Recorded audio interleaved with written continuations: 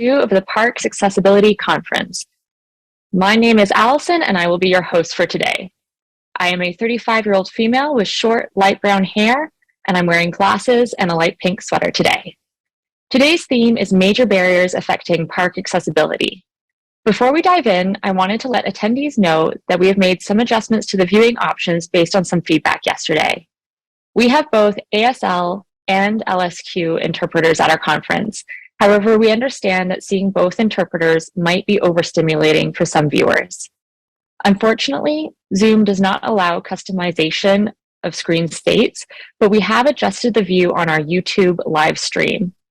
If you would prefer, you can use the links in the chat to access the English YouTube live stream with just the ASL interpreter, or the French YouTube live stream with just the LSQ interpreter.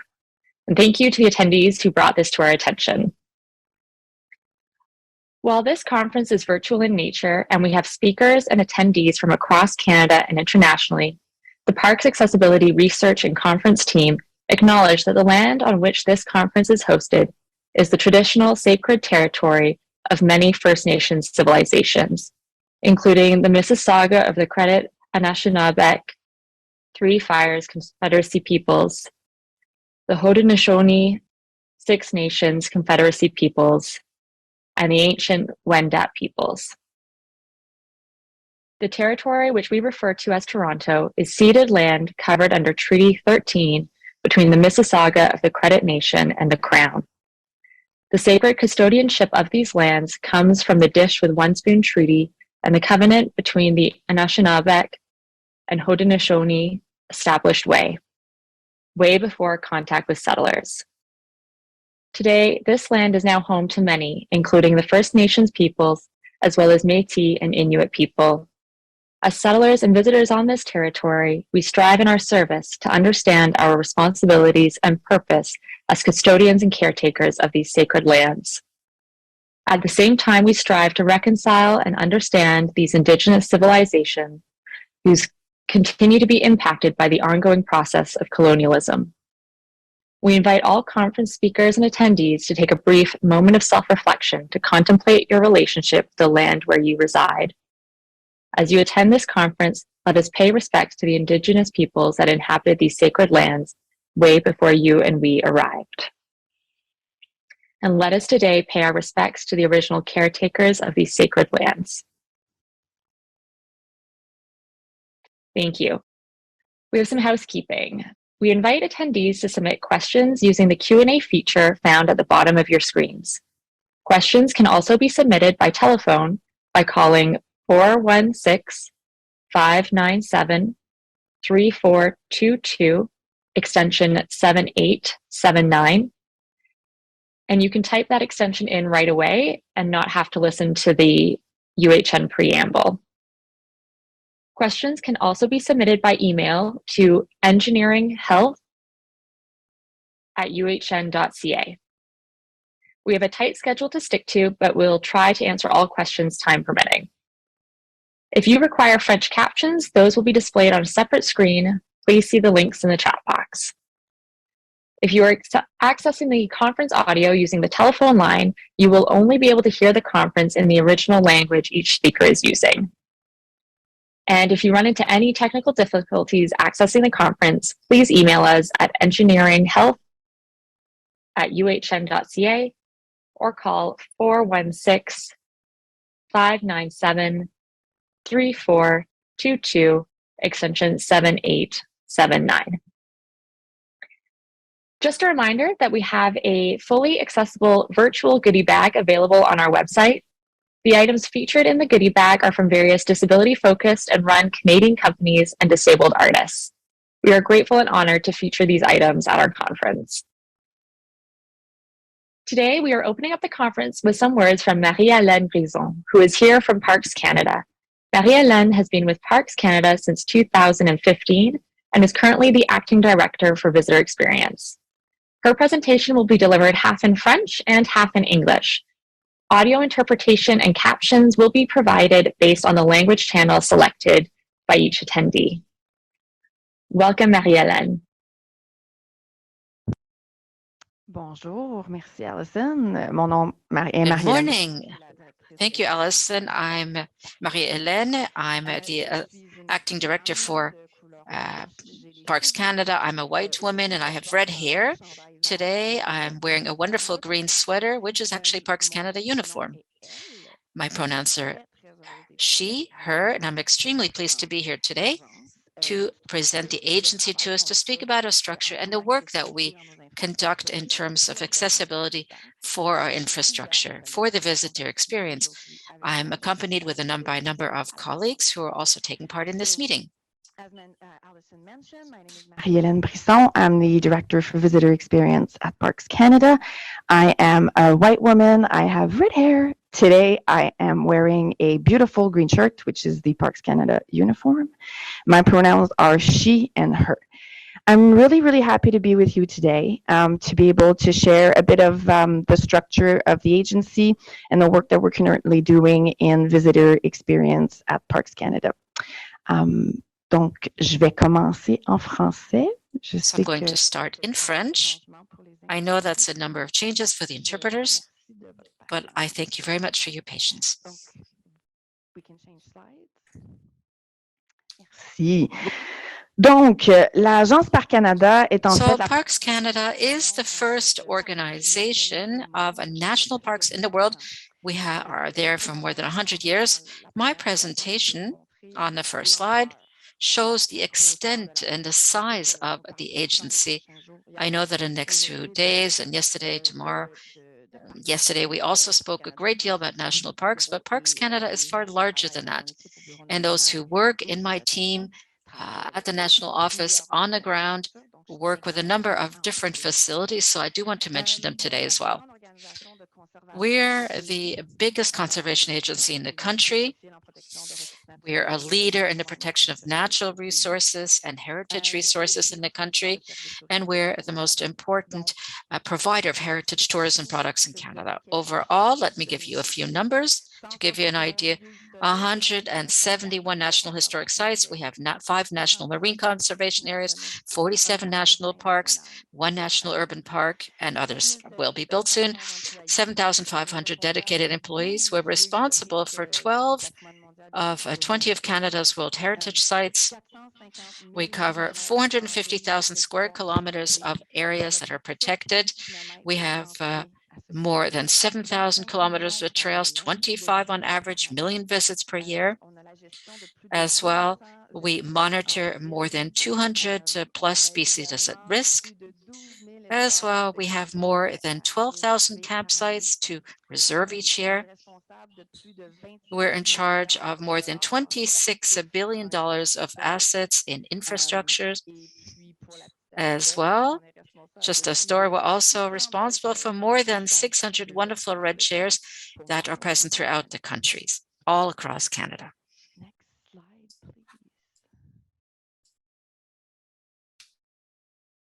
Merci. Thank you. On this slide, and let me explain what this is. This is a map of Canada.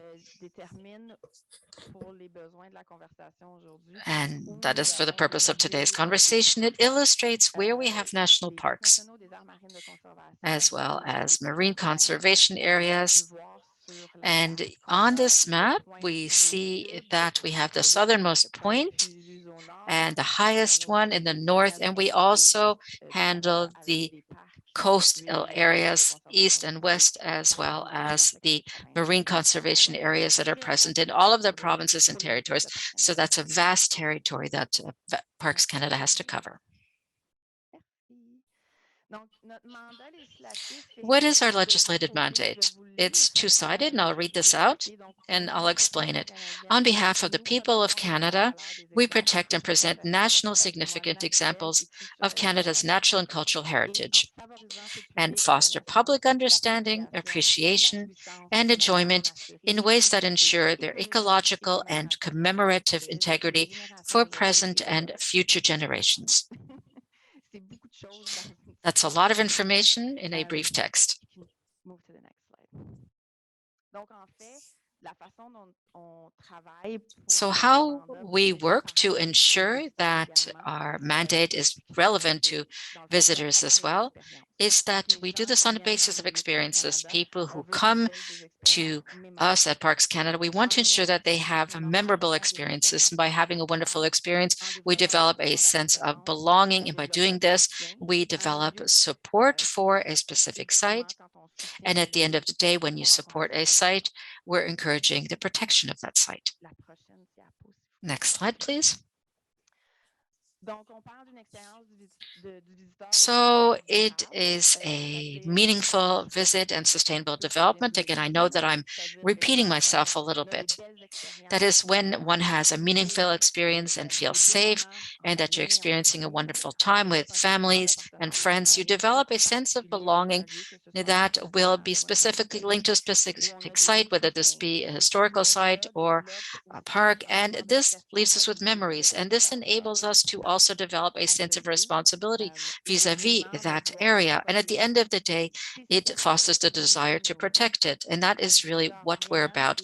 A visitor comes to the park, let's say, and if they feel that they belong to this, as we do, they feel afterwards much more encouraged to continue protecting these sites, to visit them, to speak about them. And as I say, it just ensures the sustainability of these Parks Canada sites, which at the end of the day belong to all Canadians. And I will be switching to English for the translators. I'll just take a sip of water and I'll continue.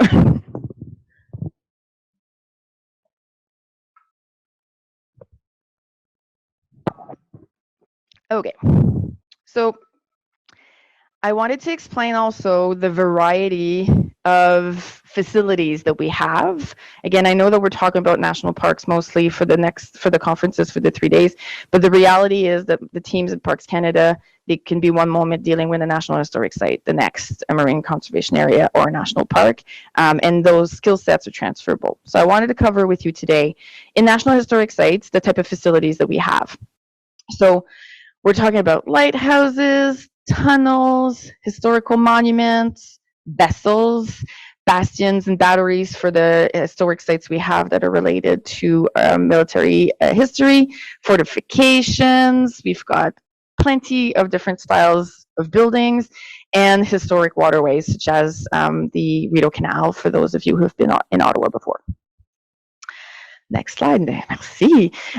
So for national parks, national marine conservation areas, again, a variety of infrastructure related to our visitors, such as like campgrounds. It could be front country, back country. We also have roofed accommodations that are reservable for our visitors, visitor centers, infrastructure, shelters, washrooms, trails and lookouts.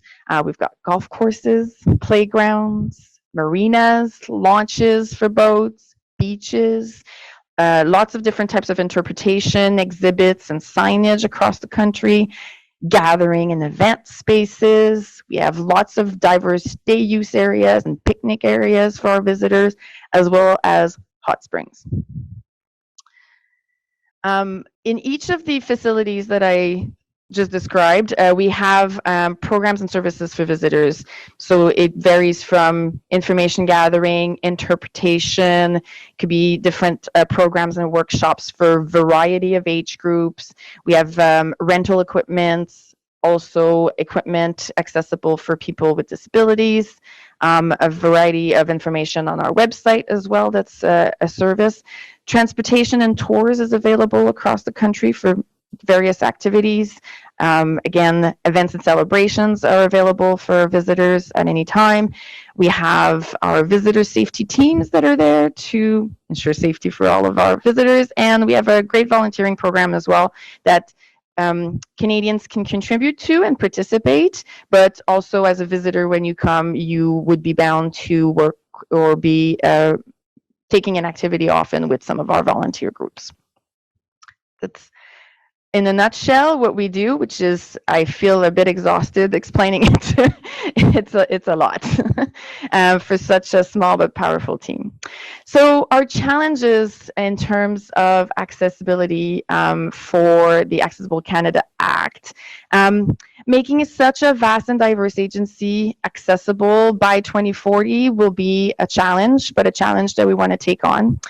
Dealing with the diverse terrain and like the realities that are different everywhere across the country, remoteness is definitely one of the challenges for our teams. We'll have to work to determine what the priorities will be, where we start. We are doing some work right now in national office, but also in our field units and our sites to determine what our gaps are and where we should be starting. We have to manage a consistently aging infrastructure facilities, so that's definitely another challenge for our organization. Lots of our infrastructure dates back 400 years ago, so definitely not everything was accessible at that time. And again, we have to balance a variety of priorities for the agencies, such as conservation and climate change and climate adaptation. So the approach we've been taking over the last few years has been to recognize that it will be impossible for us to make everything everywhere accessible for everyone. What we are focusing on is providing meaningful experiences to our visitors, to make it worth their time to experience our sites and create that connection I was just talking about. We identify and we prioritize what is important and what we want to feature for our visitors. Again, trip planning is important. That's one of our focuses for everybody. So we'll be working on providing the right information on our website and on sites so that people with disability can decide if they can do these activities, and engage with visitors and partners and researchers to help guide our work. Thank you. So just quickly, a couple documents that are guiding us and help us guide our colleagues in the field. Csa Standards, we've got the Treasury Board Accessibility Standard for real property. Parks has a variety of directives that we've created. The one that we're really proud of, it's the only one in the federal government. It's the Inclusive Sanitary Facility Directive that we've put in place as of last year. We have front country camping design manuals, trail guidelines, as well as access series documents that we can use to work and make some of our activities and services more accessible. Conscious of time, I'm going to give you a few. I want time for questions. So here's a few initiatives that we've been working on over the last few years, and some of you may have worked with Shira on our team. I know she's very well connected. So we have, as an agency led by our HR colleagues, Parks has done an accessibility plan for the next few years, so guiding us and where what we're moving towards, not only for visitors but also for employees So that's one of the things. We've also adapted our training for inclusive service for employees who interact daily with visitors. We are also doing evaluations on existing programming with our colleagues in the parks and the sites. We're doing as well, working with our web colleagues, doing a trip planning, as I mentioned, to adapt the information on our website so that the person can make an informed decision themselves without us just pretty much saying this is accessible or this is not. Next slide, thank you. We are working right now on a collection of trail data, which is really interesting to inform those pieces of information that we share with visitors. Again, develop more inclusive and accessible washrooms, working with what we currently have as infrastructure. Not everything has to cost $30,000 to renovate. There's smaller things that we can do to make our washroom facilities inclusive and accessible. So that's one other element we're working on. We have now a program that's going to stay, used to be a pilot project, but we're going to keep the program for accessible equipment, such as wheelchairs for beaches, for example. And we're doing improvements on our roof accommodations, which we call Outings, to make them all accessible for everyone. So, in a nutshell, those are our challenges. Those are and some of the different initiatives we've been working on over the last 2 years. I'm happy to take questions. For me today, I'm really happy to be able to be here. I would love to see you. That would make this a bit more interactive. But I'm looking forward to connect with some of you and work with you in the near future on making our experiences at Parks Canada meaningful for everyone. Thank you so much, Marie-Hélène. We are so thrilled to have you here as well today. That was fantastic. We do have some questions coming in from the audience. From Joan, they're asking, how do you go about doing your accessibility evaluations? Is it outsourced to contractors? Does Parks Canada have internal staff doing them? So at the national office level, we have one great person. I just mentioned Shira because I feel like everybody knows her. But so we can do some ourselves and internally, but a lot of them are outsourced. I know that at the Rouge, for instance, they worked with Access Now. Other field units have worked with consultants. I believe some of the guest speakers that are coming in for the conference have been working with Parks Canada as well. We can't do this all alone, and it's important that we work with partners and people from outside of our organization too, to be able to input and just not look at ourselves as well. Absolutely. There's such a wealth of expertise out there. It's great to be able to capitalize on that. So you mentioned, the aging infrastructure. And so I imagine things like maintenance, ongoing maintenance and stuff is another thing. So when you're looking at extending training for your staff and making accessibility more prominent in that area, are you including things like the staff that are going out and doing the maintenance checks and stuff and ensuring that they're checking those accessibility issues are still, or that the accessibility is still there? I think one of the elements we started with is really our visitor experience staff, who every day will have to have a conversation or providing information.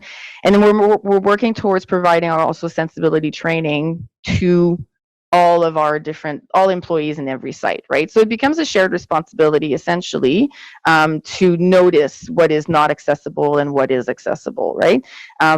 It's a big endeavor.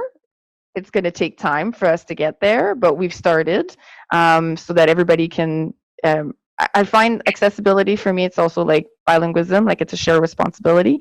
So everybody has to partake in it. And yes, for sure, our field staff will be getting training at every level. Wonderful. We talked a little bit about, I think, about budget and funding and things like that, because obviously a lot of this, it costs money. So in terms of prioritizing accessibility solutions in the parks budget, how do you balance that, and like which parks get prioritized? Are there metrics like, location or number of visitors and things like that get taken into consideration? To be honest, we're working site by site, and who's ready to start looking at some of the infrastructure. Each site has their priority list in terms of working on making every facility safe. Now they work with our national team or with consultants to determine, okay, if we have to, fix this building, at the same time as well make sure that everything is accessible, right? So, or at least some access. So that's not like there's a priority by more popular place, if I can say it like that, because you're talking about number of visitors. Like, I don't think that's what we want to do. Some sites, one of the elements that we've decided to work on at our level is looking at roof accommodations, which I mentioned at the end for our OTAN 6. It's an easy step for us to look at every national park that has OTAN 6, all of them. What are their estates? Are they really accessible? Sometimes, I have to admit, we made them accessible with a ramp, but the washroom facility next to it is not accessible. So then that's the next step that we have to work with each site to move towards. Mm-hmm. So like I said, slowly but surely it'll take time, but we want to try to do as many across the country as possible and not go necessarily by number of visitors. No, that's great to hear. And yes, I know that these things take time, and it's a process getting to everything. So I think we have time for one final question, and it's the idea of meaningful equivalent experiences, where the to make something accessible is just either way too challenging for financial or environmental or historical reasons. So are there some examples of places in national parks currently with meaningful equivalent experiences? Well, I'm trying to think quickly. Off the top of my head, there's one in the PEI this year where we've had equipment put in place for accessible for wheelchairs, so to be able to go on the beaches, and mats, right? So there's definitely a great, meaningful family activity that people can now do and all experience the wonderful beaches of PEI that are gorgeous. So that's one element that I can say, and it's not as very costly, right? Yeah, fantastic. There's a ton more. I could have spoken for 10 more minutes. Oh, I'm sure. Yes, I know. Feel like I did this quick. I'm realizing I think we could have run this conference for 7 days because there's so much to talk about. But thank you so much for your time today. We really appreciate having you guys here today. Thanks. Merci. Our keynote speakers today are Bonnie Lukowitz and Lori Gray. Bonnie and Lori each have over 40 years of experience working in advancing disability rights and access to outdoor recreation. Bonnie currently serves as the program manager for the Bay Area Outreach and Recreation Program, and Lori is the Outings and Adventure Manager there. Each of these women have a wealth of experience advocating, educating, and increasing access to parks and the outdoors for people with disabilities. Welcome, Bonnie and Lori. Well, thank you, and good day to everyone. My name is Bonnie Lukowitz, and I am a white woman of retirement age with salt and pepper hair, and I'm wearing glasses, a teal shirt, and my background looks like I'm in the forest, and I also use a motorized wheelchair. Lori, you wanted to describe yourself? Yes, my name is Lori Gray. I am a Chicano, also of retirement age. I am speaking to you from Berkeley, and I am wearing a t-shirt and jeans, sitting in my manual wheelchair, and I am also blind and have other disabilities. Thanks, Lori. So, as Lori mentioned, we're coming to you today from Berkeley, California, where it's still morning, and it's the unceded Huichin territory of the Lijan Ohlone people. So our presentation today is about barriers, but in addition to highlighting some of the biggest barriers as we see them, we also want to offer some examples of how collaborating and advocacy can be a healthy way to alleviate some of these barriers. And part of the reason that the list of barriers is so extensive is that disability is on a spectrum. There's no two people experiencing disability the same. And accessibility needs vary greatly. However, if you take an inclusive design approach, both for the built environment and programs, there's a better chance that you're going to serve a wider audience. I also think it's important to point out that when there are barriers to parks, well, everything for that matter, whether physical or programmatic, that these barriers not only impact the person with a disability, but everyone else that might be going with them and now can't. So we need to think more broadly about who is impacted by these barriers. No doubt we have a diverse audience out there of park users and park personnel attending. So if you feel that this discussion is not addressing your concerns, I invite you to be open-minded, because creating accessibility to parks really involves a dialogue and collaboration between park users and park staff in order to get it right. So the more we know about each other's barriers, the better off we'll all be. While I'm not versed in Canadian access laws, the barriers we face here in the States, I'm sure, are pretty similar and universal. But I'm also not going to focus on accessibility laws other than to say that when these laws and guidelines exist, they really represent minimums. And I want you to start thinking about the ceiling and not the floor. And I'd also like to see the discussion about accessibility broaden to include equity, because accessibility is just one aspect to serving visitors with disabilities. It's also important to be aware that sometimes when creating access for some individuals, you inadvertently create barriers for others. One example of this is that while having programs go virtual over these last few years, It's been a tremendous advantage for many people with physical disabilities. However, it's created some barriers, especially in the beginning, for people who are deaf, blind, and neurodiverse. And in this first slide, there's a picture of a paved trail with some trees arching over the trail. So can we go to the next slide, please? So I've broken down the barriers into two categories: organizational and park visitor barriers. However, there is crossover.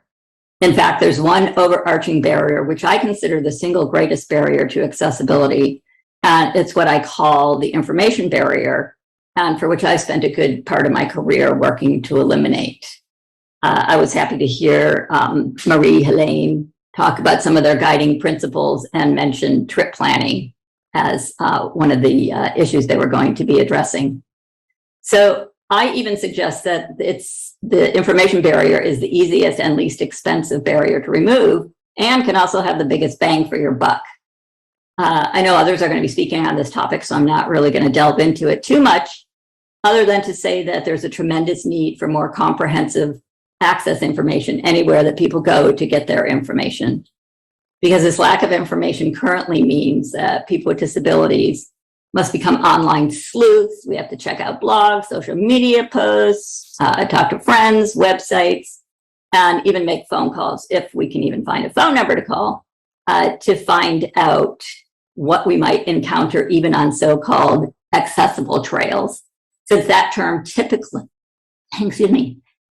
means wheelchair accessible and discounts other access needs. When this information is readily available to park staff, they can easily respond to any inquiry, which in turn sends a message to the person inquiring that their needs have been thought about, and will also make that individual feel welcome at that park.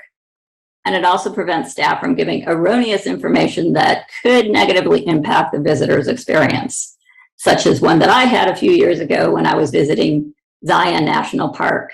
And the ranger told me about a trail that left from behind the visitor center, which was great because I was short on time. I got out, and about a quarter mile before I encountered a step that I couldn't navigate in my motorized wheelchair. So I had to turn back, and needless to say, I wasn't very happy. So in this slide, we have a picture of a trail signage, and it lists the trail name, gives the length, and then talks about the accessible features of cross slope, running slope, trail width, and surface type. Next slide, please.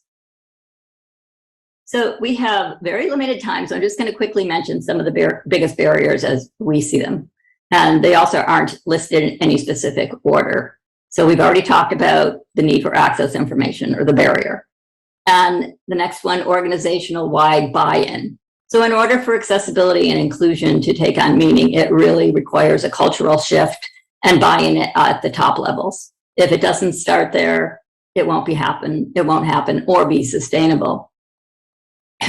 Limited knowledge about disability. I suggest that park personnel suspend judgments about what they think they know about disability. Other people's preconceived ideas about our capabilities and interests often become our barrier. Quick example. Many years ago, National Parks here in the States was putting in a new mountaintop hiking only camp, and decided that since no one in a wheelchair could make that difficult hike, they didn't need to make the restroom accessible. Well, guess what? They were wrong. Someone did make it up there, and when they got there, there was no accessible bathroom. So technology for mobility devices is changing rapidly, and with it, the kinds of trails that individuals are now able to hike. So thinking beyond physical access, as we've heard many times before, that it really goes way beyond ramps and wide doorways. There's so many other types of disabilities that often get overlooked, as does programmatic access, which isn't really quite fully understood. It's really about creating equal opportunity. Funding is kind of a no-brainer. We know that it's not endless, but thinking about accessibility has to be included in everything that Parks does, especially ongoing maintenance.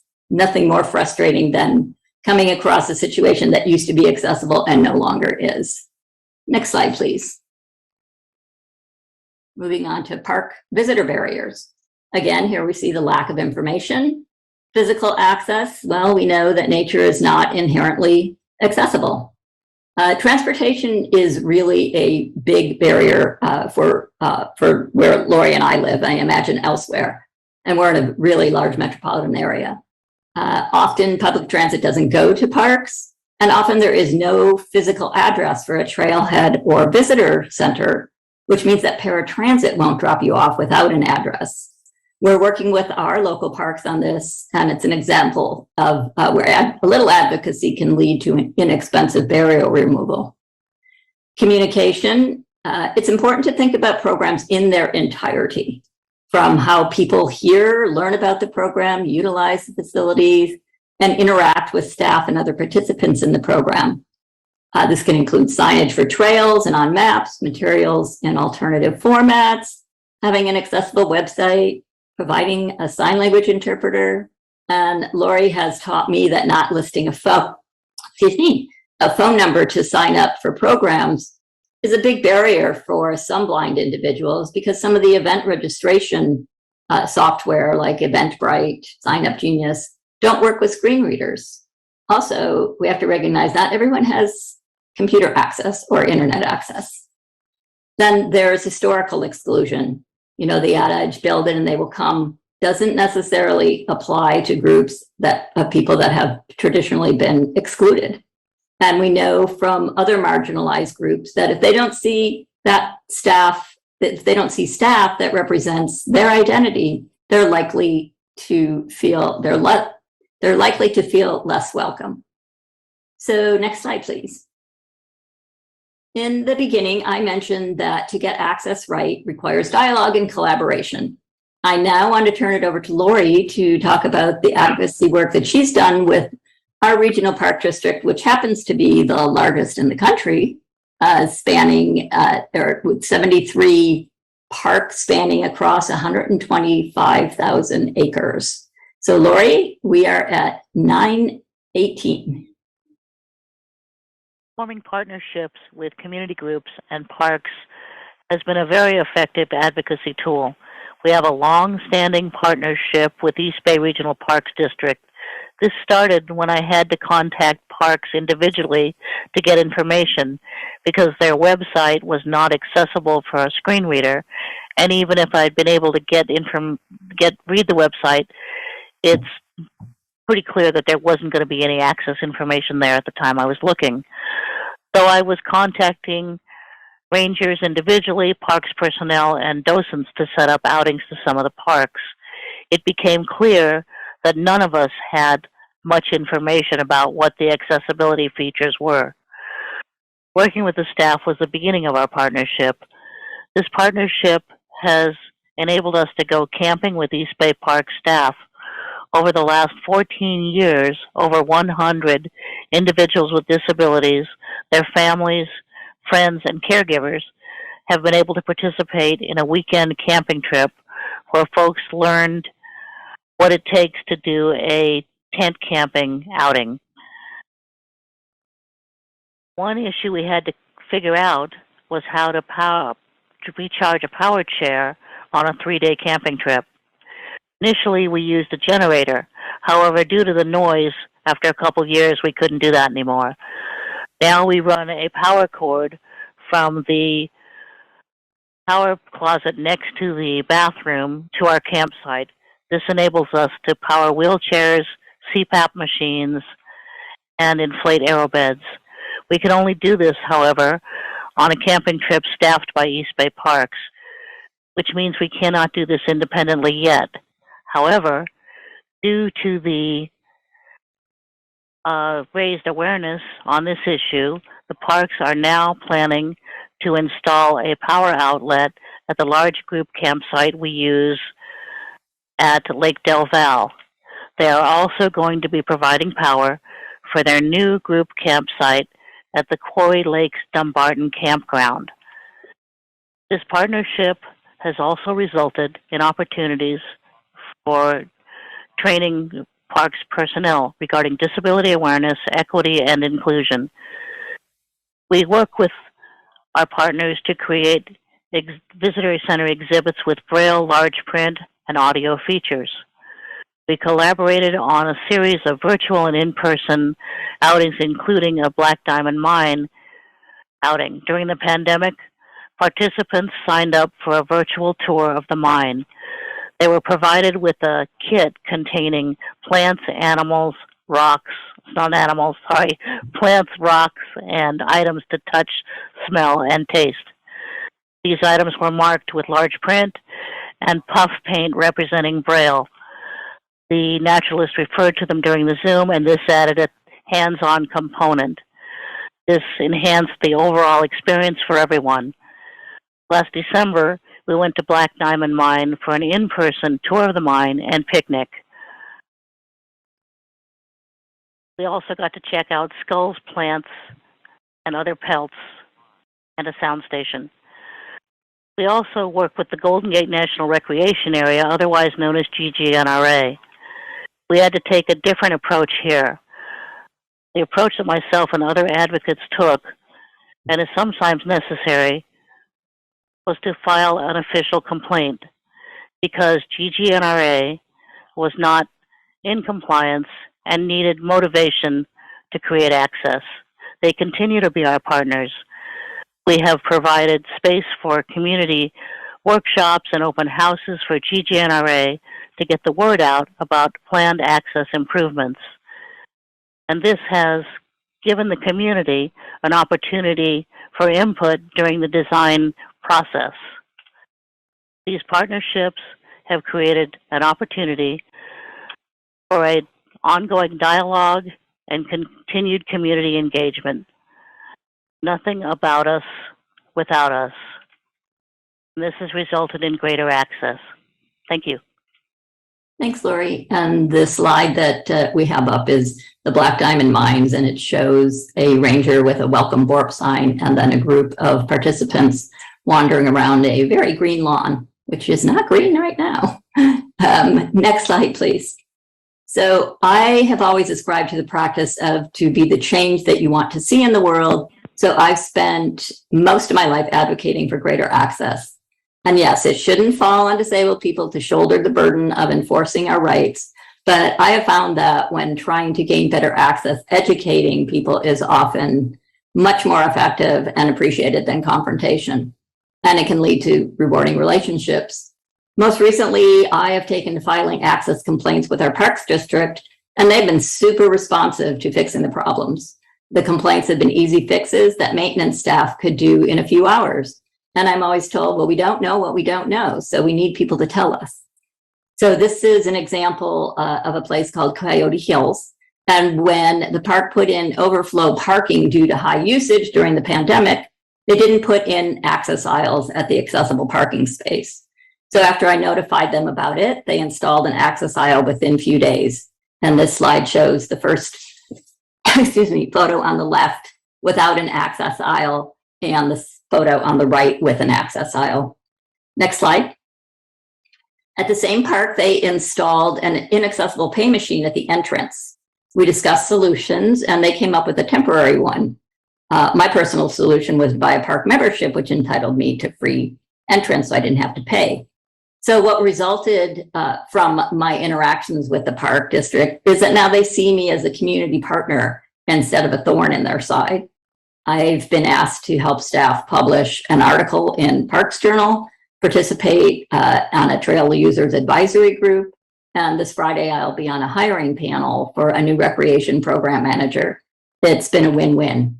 And I forgot to point out that the solution to this pay station that's on the screen is a sign that says for ADA assistance with the self-pay machine, call this number, and it's to the ranger. And there's good cell reception out there. Excuse me. So in closing, providing accessibility and barrier removal will be an ongoing process, especially since nature, as we know, can wreak havoc on the environment. Over time, these barriers will become less significant, enabling more people with disabilities to get out in nature. And hopefully, in turn, more people with disabilities will have a greater interest in land stewardship. I want to thank you. And we have posted our email addresses on the screen. And I guess they'll also be available on the website for the conference. Thank you. Thank you, Bonnie and Lori. Really, really enjoyed that presentation. And I was smiling to myself because a lot of the barriers that you brought up, informational, non-physical barriers, transportation, these are all things that are going to be coming up in our panel discussion later this afternoon. So hopefully you guys are able to dial into the webinar for that. I think we have time for one quick question. You talked about getting like a really good response from your local parks about when you brought forward accessibility issues.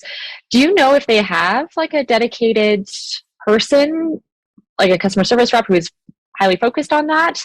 I know sometimes these complaints and these emails can kind of get lost in a, just void of, feedback and stuff. So yes, I can answer that. They do have a dedicated person. It's kind of hard to find that person, although I think it's gotten a little easier. And unfortunately, this person is in the risk management department, which means that they have a legal background and they're not, there's no, overriding, they look at the ADA, because here we do have laws that they have to enforce, ABA and ADA. And so I don't know that individual departments have someone that are constantly making sure that before something gets built, that it is accessible. So to answer your question, yes and no.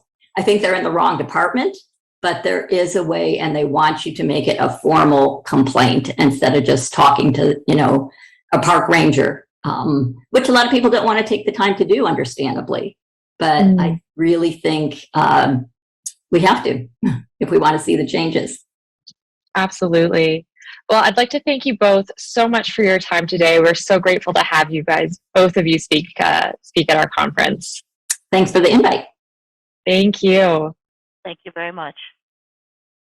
All right, that brings us to the end of our speakers for this hour. We will now take a short break. Our next session starts at 1 p.m. Eastern Standard Time. Please use the next few minutes to take a spring break, get some fresh air, or just move your body. We'll see you all soon.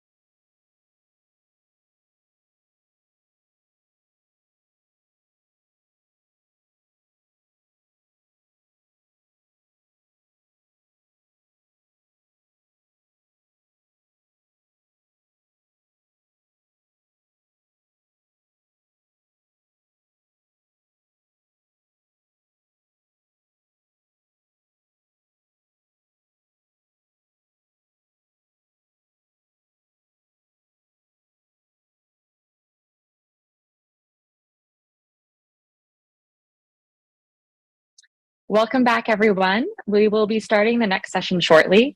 We do apologize for the lack of ASL interpretation during part of Marie-Helen's presentation earlier. We are looking at adding that in during post-production, and it should be available in the recording. Just a reminder, information about how to submit questions and how to access French captions can be found in the chat. Our first speaker this hour is Noah Papatsi. Noah was born and raised in Iqaluit, Nunavut. Noah has a rich career in broadcasting and local politics. He worked with Inuit Broadcasting for many years and later became councillor for the city of Iqaluit from 2013 to 2015.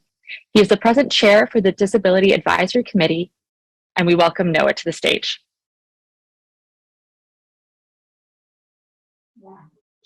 Thank you. My name is Noah Papatsi, born and raised here in Iqaluit, Nunavut. It's great to be part of this conversation on accessibility parks. Great to meet everyone. More we understand our distance, the better. I'm looking forward to the conversations we'll be going through. We have 25 communities in Nunavut, so looking forward to more information process, how we can work together and have an accessible future.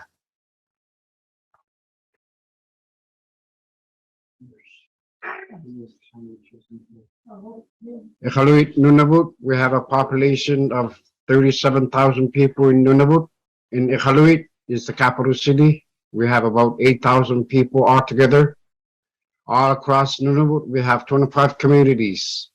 And we have indeed parks within our communities. In Iqaluit, Nunavut, we have Silvani Park.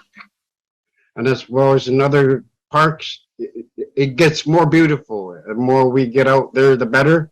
The more we understand the languages, the better. Especially for safety reasons, and as well as for more information within our language. We can interpret with each other and respect the land, as well as understand the languages that are given. As we go across through the land, there's different names, places where things grew, or more such as, especially for more information for better search and rescue in case of parks needs to search for people. It is important that we understand each other within each languages, especially within the parks. Parks Canada needs to have assistance or guidance within each territory to understand more of the guidance through the whole trail within or outside the trail. More accessible, the better too, as well. Within the countryside or within the city side, countryside may be a little bit different, but more we work on this, the better with the terrain. The terrain might be a little different, but more we work on this, such as, there's assistive technology that can help us out in our day-to-day lives. It is good that there's equipment out there, but more we learn it, the better. Safety, the better, because day-to-day life is important. As soon as we go out the door from our home, safety is number one priority, especially going out in the field. So it is important in the parks, if we have a safety guide, whom understands the languages, places, roads, terrain, or even animal life. Up here in Nunavut, we have polar bears that are around, on a daily basis, that are being monitored daily in different parts of Nunavut. Like I said earlier, we have 25 communities, and most of the polar bears are within Nunavut, really. So today they're getting closer and closer due to different climate or different information, such as, they're being bothered by ships, or, they travel on a daily basis. So it's important that we understand where we live, where polar bears exist, as well as foxes, wolves, that we need to understand that safety precaution is important, and that we understand how and to respect the animals that that we live together on a daily basis. So each community has its own unique way of addressing each other. Like I said earlier, we have 8,000 people within Iqaluit capital, and within each other communities, most places are between 3,000, 1,500, 500 to 800 people. So the more you go, the further you go, the less community within the community, but are taking a huge responsibility, making sure our territory is respected, provinces are respected, communities are respected. More we work together, the better for safety reasons on a daily basis. Information is important. Like I said earlier in the beginning, information is important within the parks, within all languages, especially for visitors who are starting to understand our territory or wants to more understand of our territory, how we can work together with accessibility information, disability services. So I, as a vision impaired blind person, it has been important that I understand the terrain myself. I've been in the field. Like I said, I'm born and raised here. I was not blind all my life, but I had an accident. But I have learned to navigate on a daily basis on independent living skill. So it is important we understand the independence of each individual's life in disability services, more the better. So on a day-to-day life, safety is number one, understanding each other is number two, educating each other is number three, and number four, listening loudly. More we work together, the better. Thank you.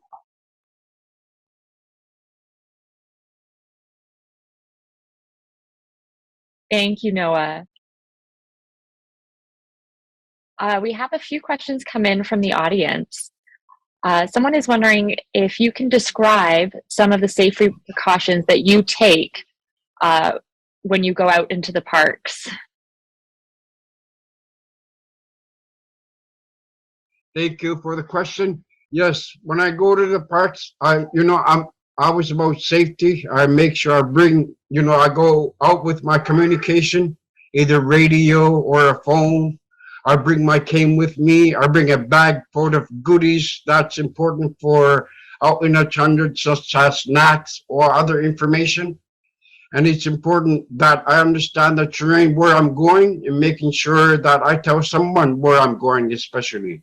So the more we work together, the better, especially outside the parks or within the parks. Absolutely. And when you're thinking about going out to the parks, are there different websites or resources that you go to find information about the terrain and the trails and the wildlife that are there? Thank you for the question again. Yes, these past few years, we have been working on getting the parks information map, making sure we're walking on the terrains, making sure the accessibility information is there, making sure the languages is there, making sure we have signs information, stop signs such as, going to the washroom, making sure they are there, the terrain is there, making sure the road is there, having some, sites on the side of the roads, making sure there's markers. Those are very important. And especially during the whole terrain, markers are very important. And especially listening to what's happening out there. Nature is huge, but listening to where you're going is very important. In parks here in Nunavut, at Grenier Parks, we have Silver Grenier Park. It is loud. It is loud because it has a thundering roar of river going down to the rapids. We know where it all is, but more importantly, we get away from it. We understand where we're heading. So it is important we understand our hearing around our environment. Thank you. And is there like one specific hazard you think that is very common and not being addressed by Parks Canada? Yes, it is important that, on a day-to-day basis, there's people arriving. And it's important that people whom arrive here to remote places, as we live on a remote island, they are giving maps.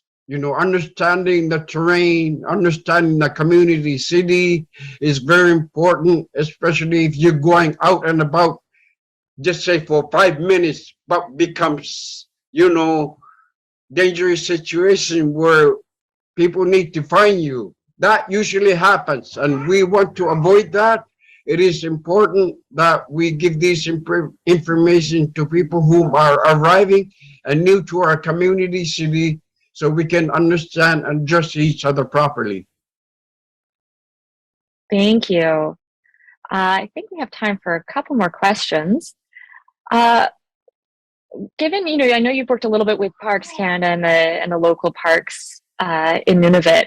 Are there strategies there to recruit and train Nunavut rangers and park staff? Right now in Nunavut, we have parks, like all across Canada, there's Parks Canada. Within these, some communities, not all communities has parks, but they do have, in the future, there will be addressing new parks.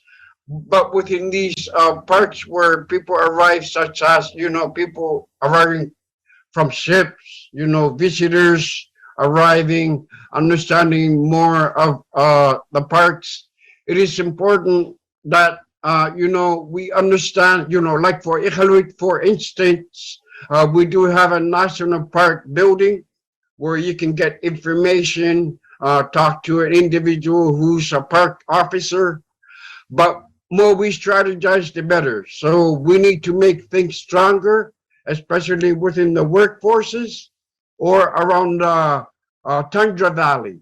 We need to have more people on the ground, more understanding of the terrain, more understanding of each other, of languages, especially working together with the community where they host the most information how to be on safety in the first place. Absolutely. I think those are like some great suggestions about how we can be improving that park community collaboration and information sharing. And I think we have time for one more. Someone from the audience says, thank you for sharing. How has having signs in your native language changed the type of information you get when you're on the terrain or in the parks? Well, okay, this was very interesting for me in the first place, but like I said, I had an accident during my work time, so I was not blind all my life. That what led to me was my accident that became my vision impairment. So that taught me a lot of things faster, in a faster pace, learning more of independent living skills. So more I understood the environment better. So like I said earlier in the beginning, I'm born and raised here. I know where things are. I know how the terrains are. I've been in the rapids. I've been at the parks. I've been pretty much around, as I used to be a hunter, father hunter. I'm a grandfather, and it's important we understand more information about the individual, the better. So learning all these new life I have, learning about independent living skills, computer training, guide dog training, or learning how to use maps, etc., has helped me a lot so much to do my daily tasks, especially communicating with the people out there who wants to understand more about accessibility and disability services. Wonderful. Thank you so much, Noah. I think that's probably all we have time for right now, but I'm looking forward to welcoming you back tomorrow. Noah is going to be on our panel discussion tomorrow as well. So thank you so much, Noah, for sharing that with us today. Thank you so much. I really appreciate the time. Looking forward to another session. Allison, have a great day, everyone. Looking forward to more conversation. Thank you. All right, we'll just Thank take you. a quick second to swap out interpreters if they need. Our next speaker is Maria Agria Carrasco. Maria has earned her PhD in Transportation and Territory Infrastructures in Spain. She is a member of the Urban Forest Research Hub and a collaborator for the project of providing accessible recreation outdoors, user-driven research on standards. Her main research interest is focusing on connecting nature with all intersectionality realities, especially people with disabilities. Welcome, Maria. Thank you so much. Good afternoon to all attendants to this session of major barriers that impact national parks accessibility for people with disabilities. My name is María José Aguilar Carrasco. As Alison told, I am a PhD candidate from Universitat Politécnica de Valencia. In Spain, I am a wheelchair user, 40 years old woman with dark eyes and hair. Today, I am exposed our work focusing evaluate the quality of national parks communicative efficiency through websites focus on the accessibility for people with mobility motor disabilities to equity and joy of the parks. Before to start, I would like to express my gratitude in the name of all authors to the conference organization to choose our proposal. Next slide, please. During my speaking, I am going to expose an introduction, then a methodology with the research design and results obtained after applying the index to the Spanish National Parks Network, focus on their communicative efficiency. Finally, some conclusions. References are also listed at the end of this presentation. Next slide, please. Nature is important for wildlife and also for human health and spirit. 12% of the Earth's surface is part of some type of formal protected areas. From these, national parks are one of the best nature representation in all countries. The International Union for Nature Conservation have classified national parks as type 2 to harmonize its governance. Among its objectives are the ecology integrity, conservation and educational purposes. In this line, each country has developed its legal framework to organize its uses subjective of nature values conservation. National parks are usually located in remote areas without urban environments comfort. For that reason, a prior preparation is required to adequately organize a nature experience. So certain information before to go, it's paramount. Next slide, please.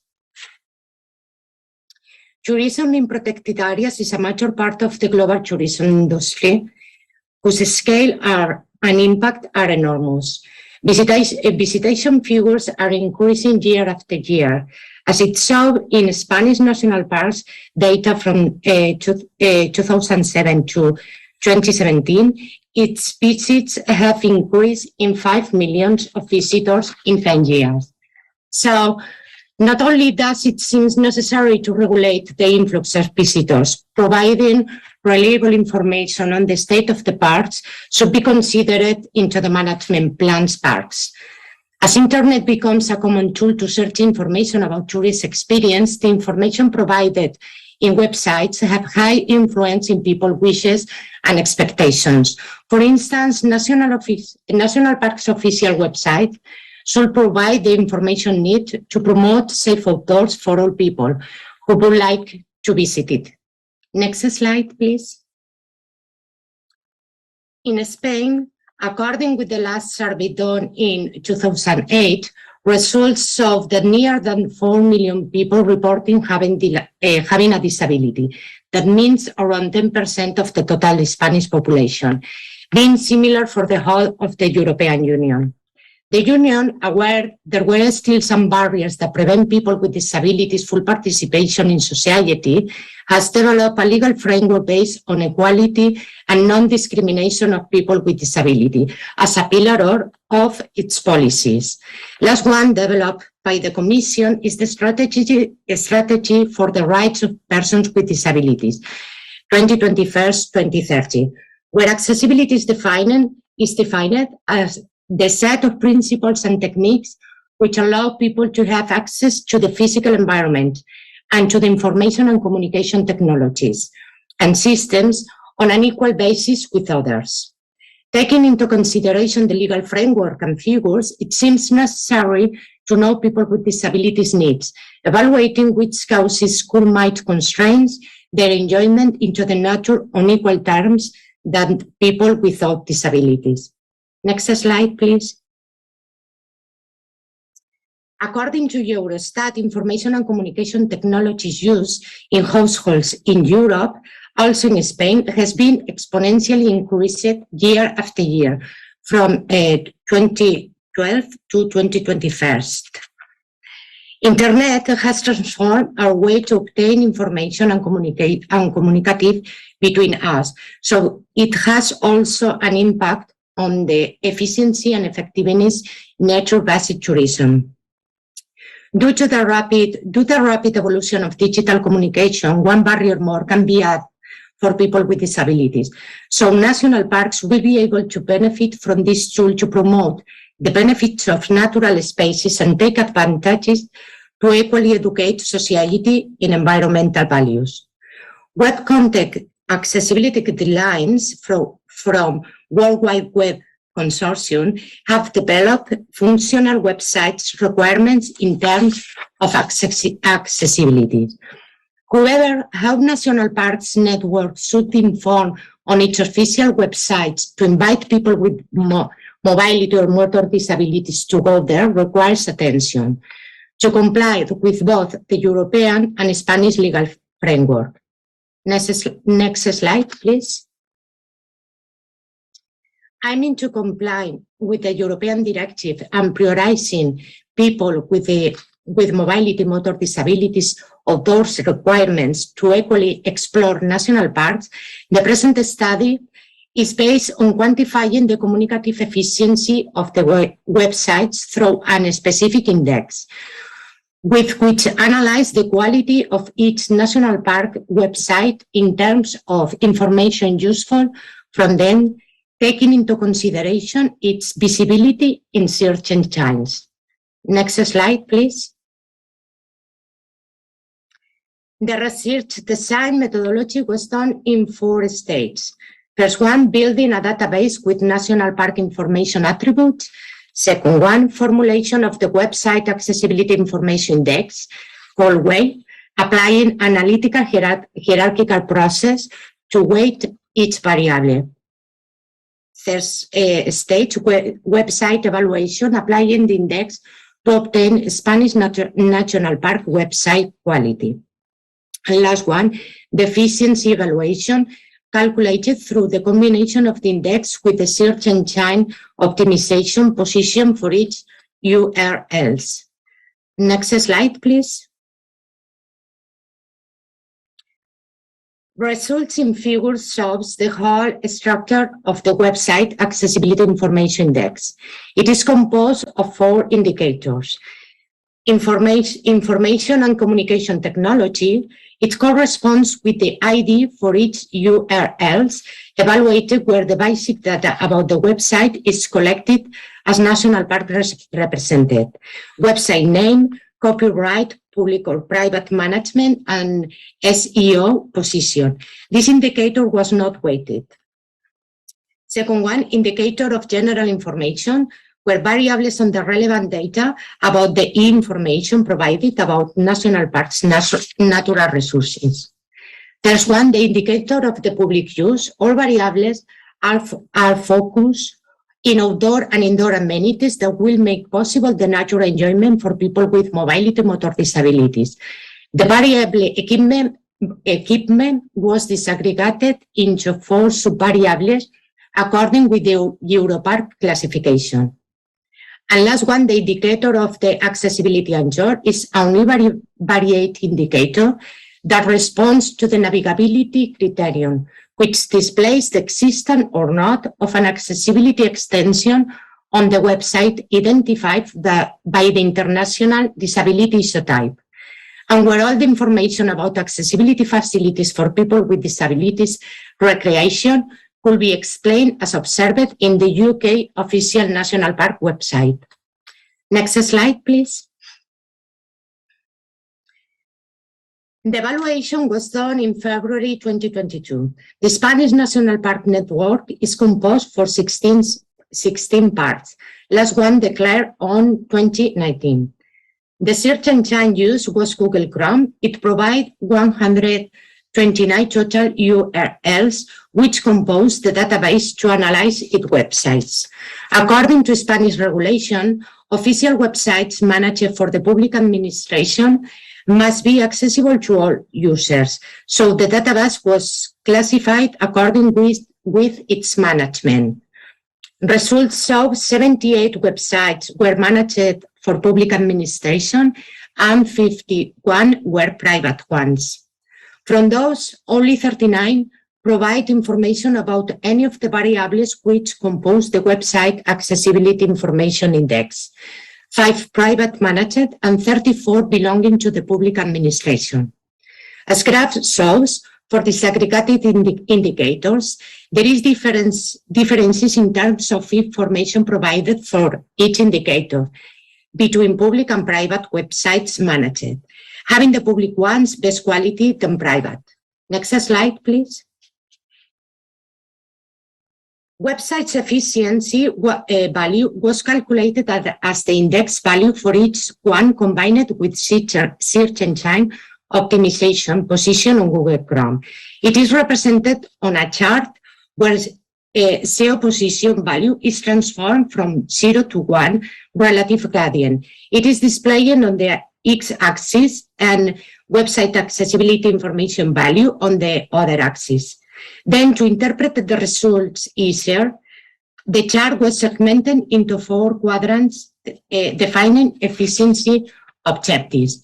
Website from parks situated in quadrant A can maintain quality and visibility on the engine. In B, must improve SEO position. In C, must improve content according to the index. And in D, must improve both the position and the index. Summarizing, in Spain, from a total of 16 national parks, only 12 were represented as graph shows. 4 Spanish parks did not provide any information about accessibility, neither official website and private one. Next slide, please. After sharing my findings in the presentation, I am summarizing the conclusions. Assessing the communicative efficiency on information in the national park websites for people with mobility motor disabilities perspectives requires, first of all, to consider their needs and then to facilitate basic accessibility information location that they need on the website. The website Accessibility Information Index can be a successful tool to incorporate in parks auditory to check website accessibility and improve it by the information needed for all possible visitors regardless abilities or disabilities. Efficiency methodology through the index and the SEO position combination could serve as a tool to support decision-making to manage the challenge on park websites. The methodology can be applied in other fields related to tourism, adapting the variables to the sector and the field. The lack of communicative efficiency is at present a weakness for some Spanish national parks official websites from the public administration, which must be undertaken to improve it to comply with the National Park Act objectives promoting parks values successful. Next slide, please. So thank you for your attention. And I would like to express my gratitude to all people who have participated in this study. And if someone has some question, I have 1 minute, I think. Thank you, Maria. Thank you so much for sharing that with us. I know that you spent some time in British Columbia in Canada for your PhD research.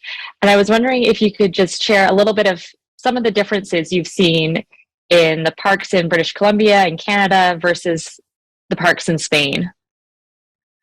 Well, unfortunately, I couldn't visit any national park as type 2 in British Columbia because the COVID comes to the world, and I couldn't enjoy of any national park, but I couldn't enjoy some regional parks. But as this topic is focused on the website, I can tell anything about the website of the Canadian parks because I didn't search the website under this index. But so I was checking information just to know, and I think they must improve the website in terms of accessibility information. And so what would be like, just the pieces of information that would be most important for you to see on the website when looking for accessibility? It's, in my opinion, it's just to tell the truth, what we can do, what we can't, and how we can arrive, and how about nature, how about this track or path, how long it is, information about the slopes, about materials, and also everything about amenities.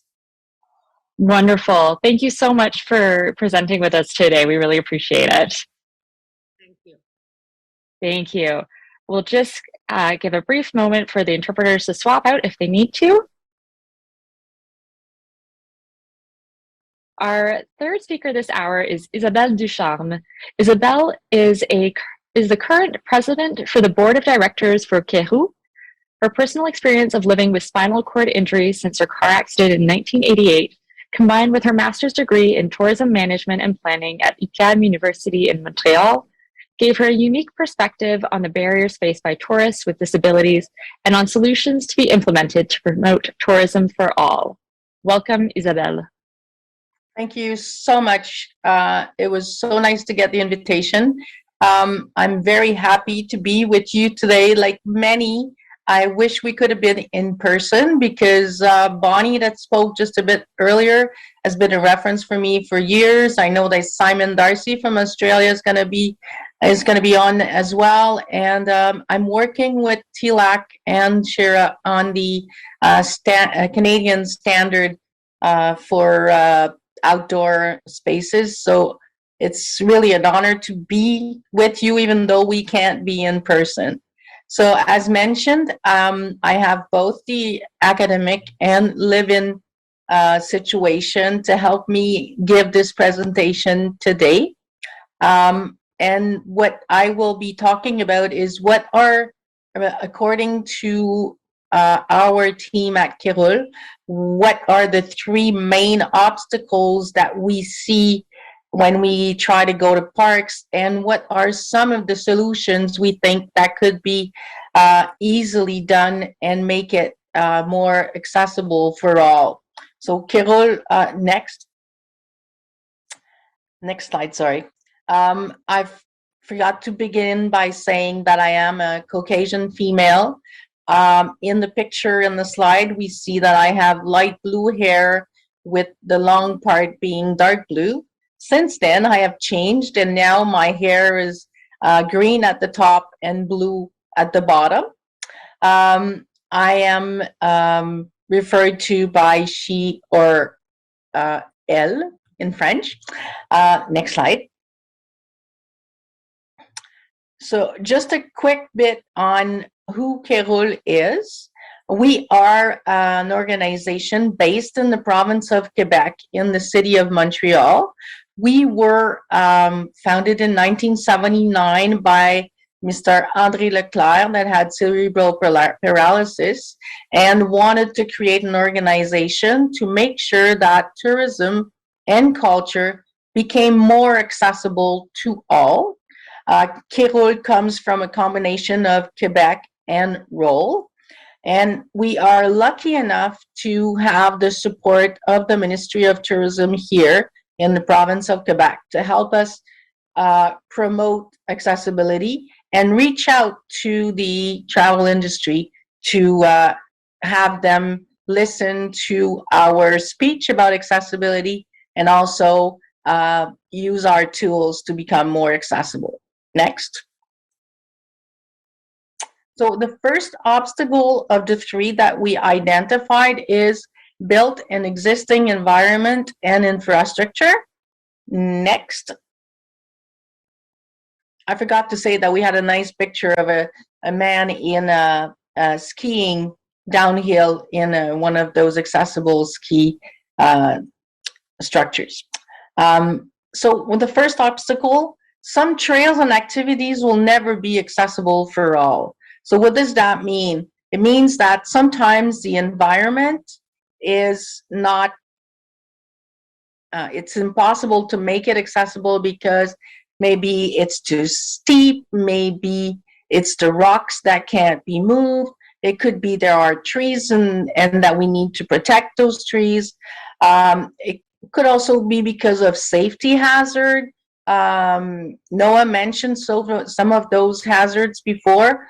Sometimes they can be removed, but sometimes they can't because, again, of the structure that is already there, whether it be in a park because of trees or in a hill because of different materials that can't be moved. And also, sometimes it's just conditions. Some things can be changed because of the seasons, because of it's protected by, it could be UNESCO, it could be any type of reason that is related to something that we can't control and that is just protected for all. And lastly, some of the infrastructure cannot be modified to be accessible, period. So some of the issues are just for everybody, and some of the issues are related to accessibility. Next.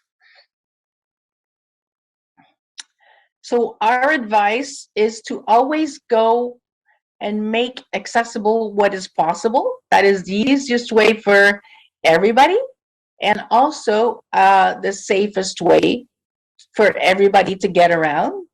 When it is not accessible, look into what is available for solutions. Sometimes we think that it's not possible, but by just looking at other parks, other areas that are similar to ours, we can find solutions that we didn't know exist. When there are no solutions, let's say there's a nice waterfall and people can get to the waterfall when they don't have a wheelchair, well, an option could be to have a nice viewpoint. So I can't get right to the waterfall like everybody else, but at least I can have access to the view. And finally, if you think about accessibility in everything that you do, in all of your projects, whether it be a new website, a new service at the park, anything that you think of that is an improvement, that is either something that is new or an improvement, you should always include accessibility in all aspects. Next. The second obstacle is multiple guidelines and regulation.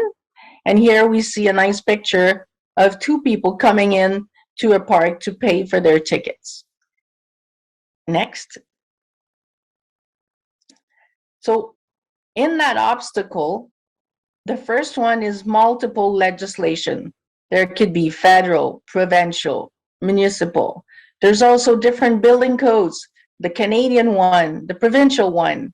And then there's our park regulations. There's Parks Canada, but there's also other regulations.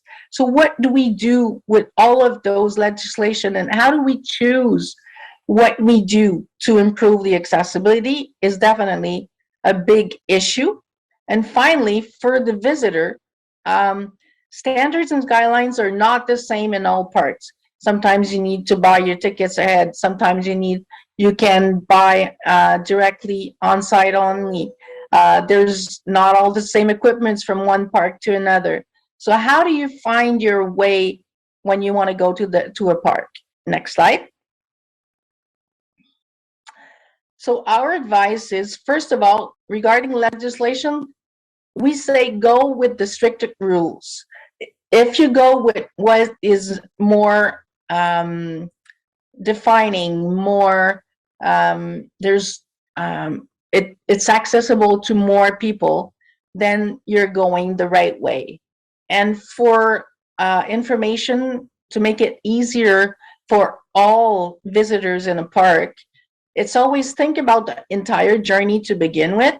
So not just even before they leave, like your website, your phone call, your phone number, then from parking to signage to activities to every aspect of the park, make sure it's all readily available and always in the same way from one park to another, especially if you're like Parks Canada, have a lot of parks and areas under your legislation, but also just from one park to another, even if you're not the same owner, it should always be presented the same way. Next. So the third obstacle that we saw was visitors' experience in parks. And now we see a nice group of older and younger people, some in wheelchairs and some standing up. Next.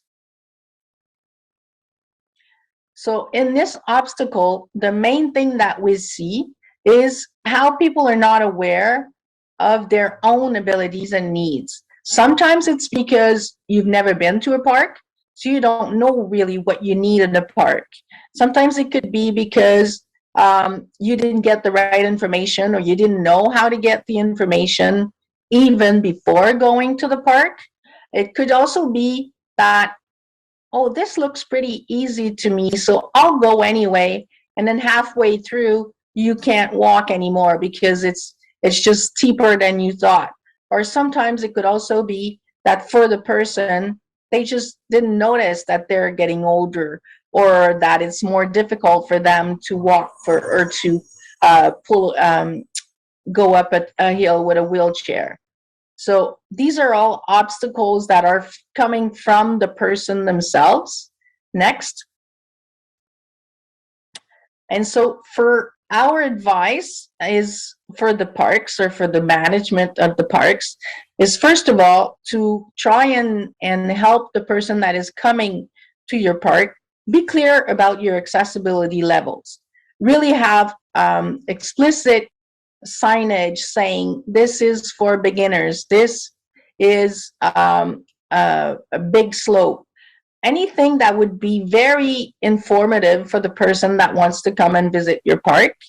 And communication to us is really the key, and we've heard that many times since the beginning of this conference, how key communication is in making sure that everybody understands what they can and can't do and how they can get to your park. So make sure you have a dedicated section in your website that is clearly identified for accessibility information. Every detail, every map that is possible to see ahead of time and once you get to the park is key. And training staff is something that we keep, we think is utmost of importance for the visitor, especially when they get to the park and they need information right away. Next.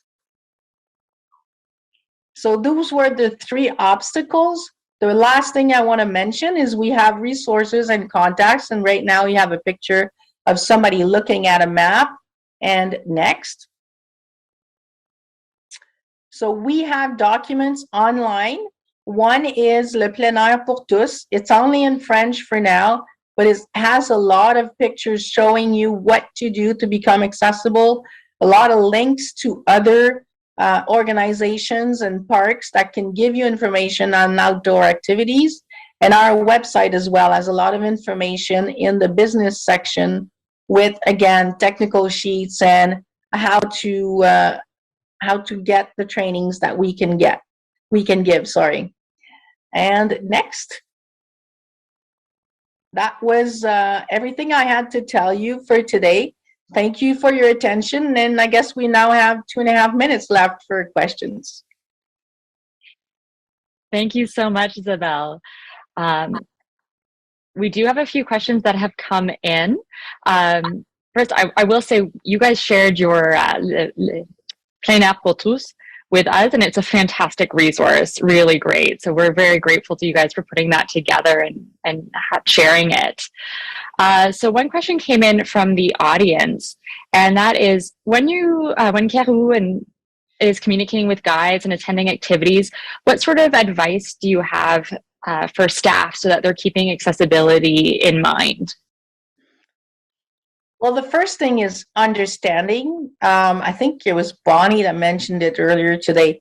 The importance that not one size fits all, that disability doesn't just mean a person in a wheelchair or a person that is blind. It's a lot wider. And that even somebody in a manual wheelchair, for example, doesn't mean the same, they don't have the same ability from one person to another. One might be able to go up a hill, another one might need somebody to push them up the hill. So it's really to keep in mind that not one person is the same, and make sure to ask questions. Don't hesitate. Some people just say, well, I can't ask him if he's able to push his chair, or I can't ask him if he can see a little bit, or you have to ask those questions. As long as you ask them because it's related to your work and not just because you're curious about what you can do, then it's justified to ask those questions. Absolutely. Yeah, thank you. We have quite a few questions that have come in, and I think I'm just going to take this time to remind everyone that we are going to gather all of the questions that we're getting for each of the presenters and send them over to each of the presenters afterwards. And we have a Slack channel where we can post all the questions and the responses. This is something that we're hoping can kind of make everything a little bit more accessible and available to everyone with the tight time constraint that we have. So Isabel, if you're open to it, we can flip you all the rest of the questions and we can get them posted on Slack later. Of course. We're always happy to respond to questions and to help in any way we can. That's why we shared our document, because we think it's very important that we learn from each other and not start everything over when something's already been done. Absolutely. No, it's been fantastic. Well, thank you so much for sharing your time with us today. We're really, really grateful for that. Thank you. Thank you. All right, and that brings us to the end of this hour. We will now take a short break. Our next session starts at 2 p.m. Eastern Standard Time. We will see you all again soon.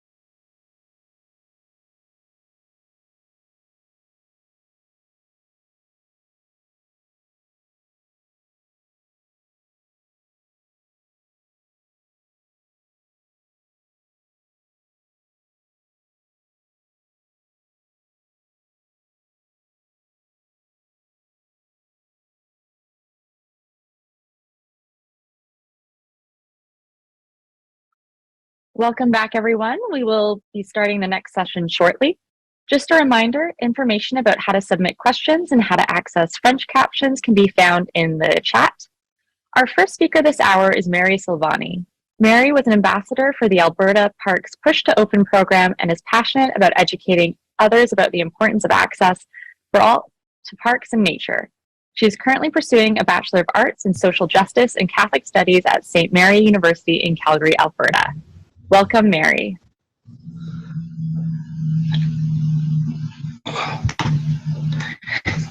Hello, everyone. My name is Mary Silvani. I was born with dyspraxia. It is a disability that affects me in many ways, including vision and mobility. I love being in parks. I also love helping people access parks. I used to be an ambassador with Alberta Parks Inclusion Program Push to Open. My job with Push to Open was to educate people about the fact people with disabilities do belong outside. Oftentimes, I would ask questions that make people think, such as, do you think people with mobility disabilities can go up mountains, or must they always walk and roll their wheelchairs flat on the ground? Do you think people with balance issues and vision loss can do things like kayaking safely? These are the questions I often asked when I was trying to challenge people's beliefs and thoughts about what people with disabilities can and cannot do. Next slide.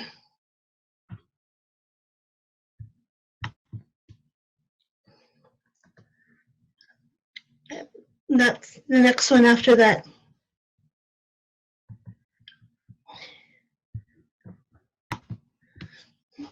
One of the biggest barriers to accessing parks in general is the lack of affordable, accessible transportation.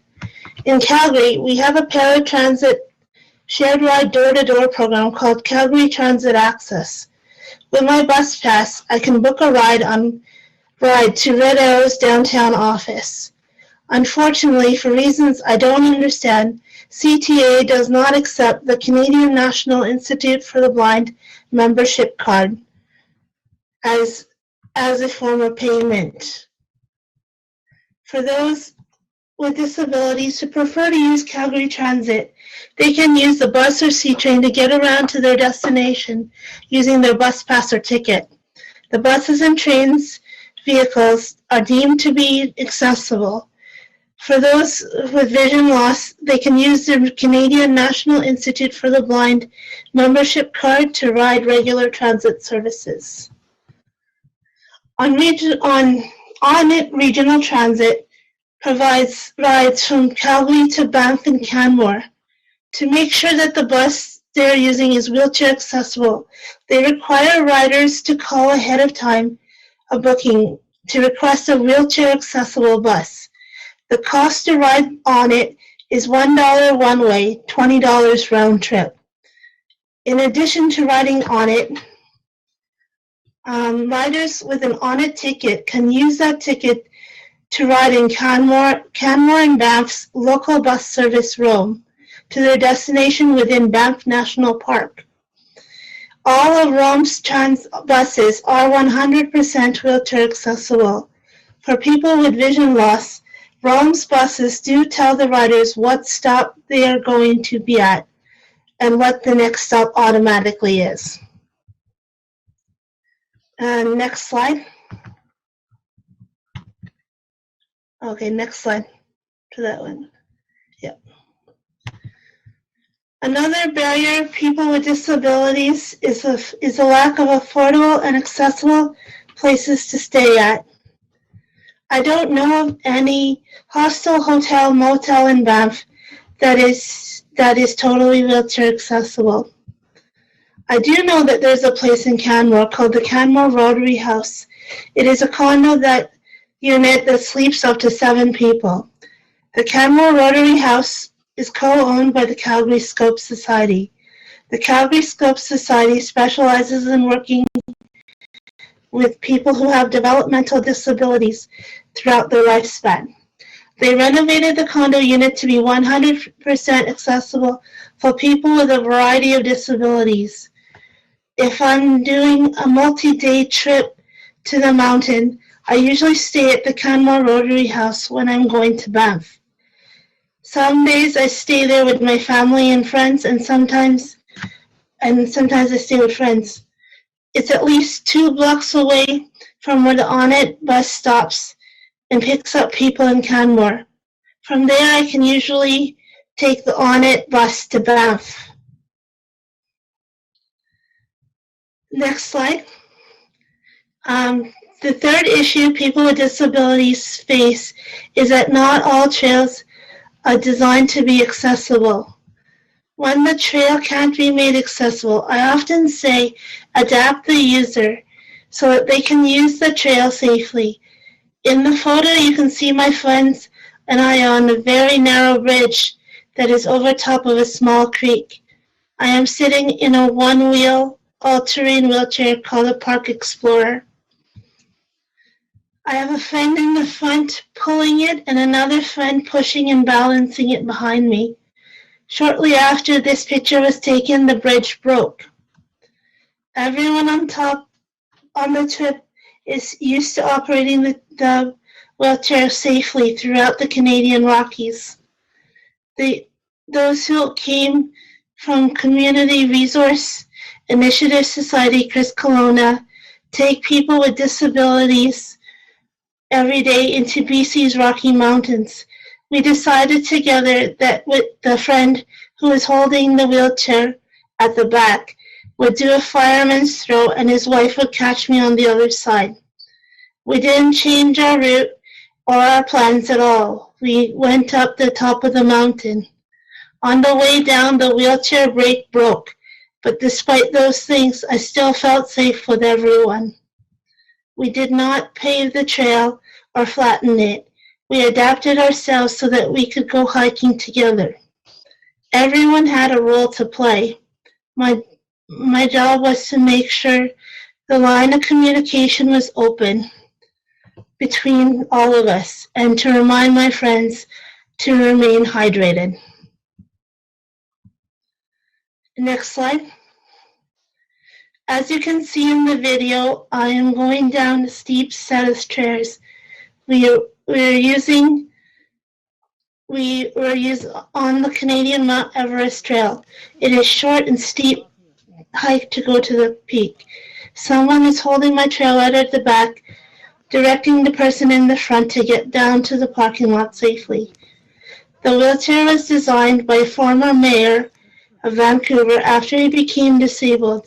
It has been up a lot of trails with people with disabilities in the Canadian Rockies, Mount Kilimanjaro in Nepal, and Mount Everest. Please play the video.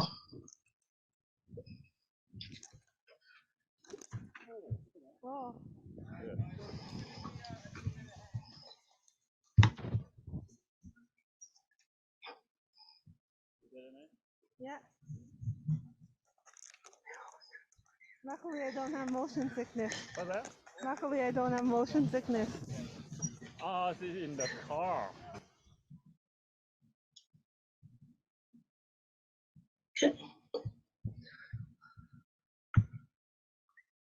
Okay. When people with disabilities have the support they want and need, they can do anything from hiking to kayaking and skiing. There are organizations such as Chris Kelowna, and as you can see in the photos above, which is on the next slide, based is Rocky Mountain Adaptive Sports, which is based here in Canmore, Alberta, but often goes to Banff as well. These photos of me skiing with the instructor from Rocky Mountain Adaptive Sports Center was taken at Banff's Sunshine Village Ski Resort. It was my first day of downhill skiing. I didn't fall while going downhill. The only time I fell was when I tried to go uphill on the magic carpet conveyor belt.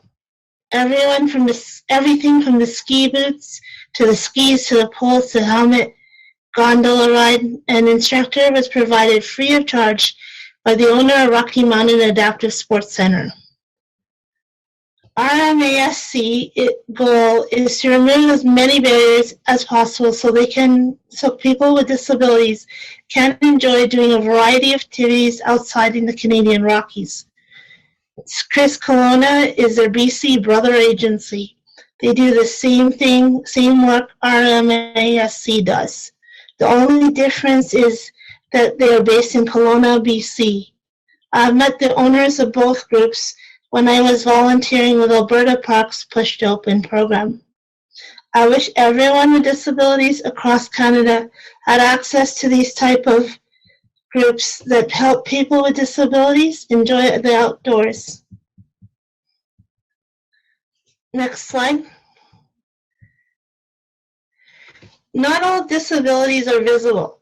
Here's a clip of me and some of other disabled Push to Open ambassadors riding ATVs. This video does show that with the right support, people with disabilities can do whatever they want to do outside.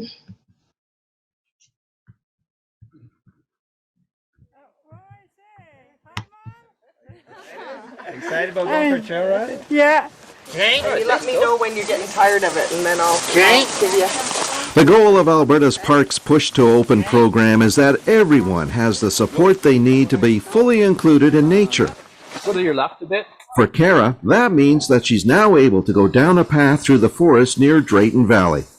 It's called a trail rider, and it's just one of the many things that allow us to modify the user, not the environment, to make it possible for people to do different sorts of things. The trail rider in particular has actually been up to Mount Kilimanjaro and to the base camp of Mount Everest. I feel like it's getting away from you guys. Just let me know and I'll break. And it just shows that with some determination and teamwork and a big fat wheel, you can get almost anywhere. In the back, you're just concerned about balance and then keeping your hand close to the brake. If you start going down a good downhill, the person driving it's Kara though. She's the one in charge. She tells us when we're going too fast, tells us if she's not feeling safe or not feeling comfortable. It's all about teamwork within the team. And the person in the trail rider is as much part of the team as anyone else. Shelley is the other trail.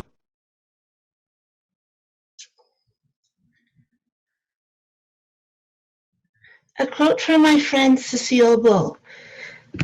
When one has been pushed to the periphery, benched, pushed aside, ignored, and told they better sit out, it is beyond comprehension that there would be a time when you could try things without criticism, without good-hearted competition, and with acceptance.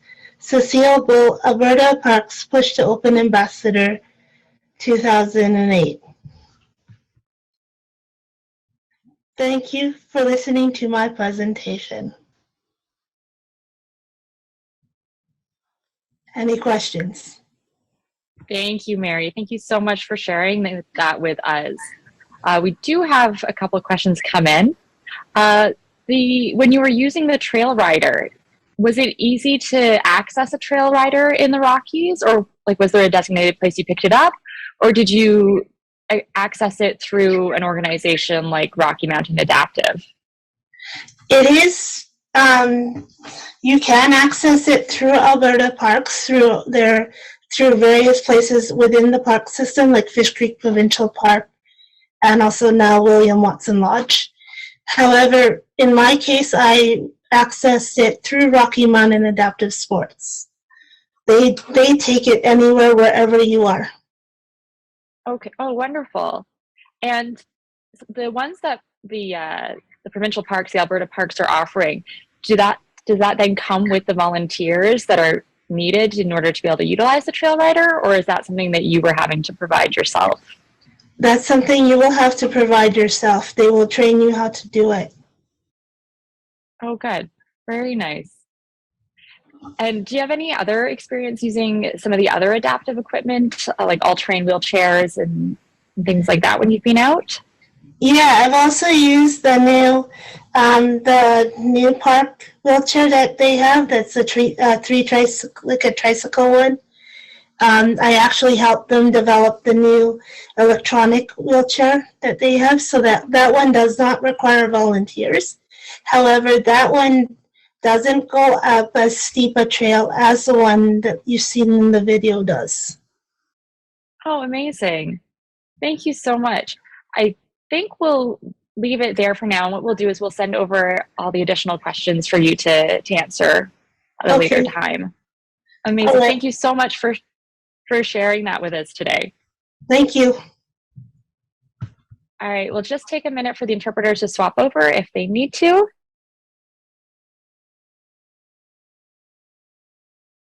All right, our next speaker this hour is Trisha Kaplan. Trisha is the National Manager of Programs and Inclusion Initiatives at the Transcanada Trail, Canada's national trail network. Recognizing the many barriers that prevent full participation, Trisha manages national initiatives to remove barriers and make trail opportunities and the trail sector inclusive, accessible, safe, and enjoyable for everyone. Welcome, Trisha. Thank you very much. Hi, everyone. I'm so excited to be part of this conference. It's so wonderful to have a conference like this. I've been at Transcanada Trail now for over 8 years. And as Allison said, I oversee national programs that relate to inclusion and that engage communities who often face barriers to trails and also barriers to the trail sector in general. So I have white skin, very short, dark brown hair. I'm wearing a blue shirt, and I have dark brown glasses. I use the pronouns she and her, and my background is my fairly empty basement. Next slide, please. The Transcanada Trail is situated on the traditional territory of First Nation, Inuit, and Métis peoples from coast to coast to coast, and we are committed to Indigenous reconciliation.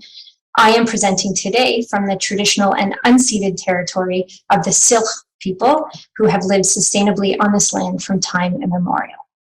Next slide, please.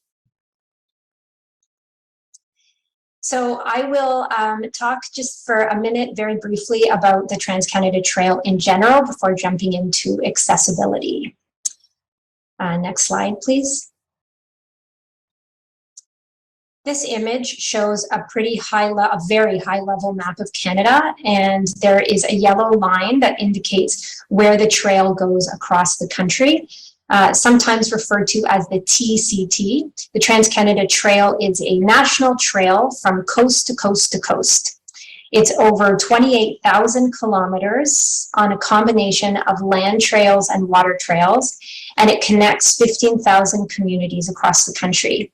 So 80% of Canadians live within just half an hour of the trail, so I imagine that that's the case for many of you. Next slide, please. So what do we mean by accessible trails? Next slide. So a universal design approach might say that the needs of as many people as possible are considered in the design, construction, and maintenance of a trail. However, we also want to provide access to the very broad range of trail experiences that are being desired, because everyone has different interests and desires and needs. And we really struggle to accomplish universal design principles while at the same time considering the broad range of interests that exist among trail users. So here are some of the things that we consider when we are working with accessible trails, thinking about accessible trails. Next slide, please. So one is the physical trail itself. So this slide shows the Capital Pathway in Ottawa, which is one of our urban trails. It's paved, wide, low grade changes. There's a painted yellow line down the center, indicating directions. There's a handrail along the bridge. In the photo, there's a cyclist using a hand cycle. And I think this is what many people would think of as being an accessible trail. Next slide, please. In contrast, this slide, this photo was taken along the T Railway, which is located in Newfoundland. And this is a much more rural trail.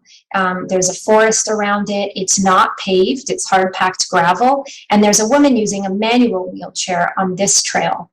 And what we don't see in this photo is that it's actually a motorized trail. So you could come across an ATV, which on the one hand presents greater accessibility, and on the other hand provides less accessibility for those people using wheelchairs or bicycles. Next slide, please.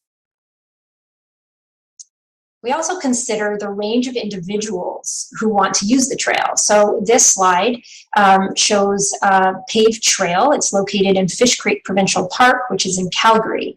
And there's a blind man on the trail using a white cane, and there's a woman using an electric wheelchair and another woman who's walking.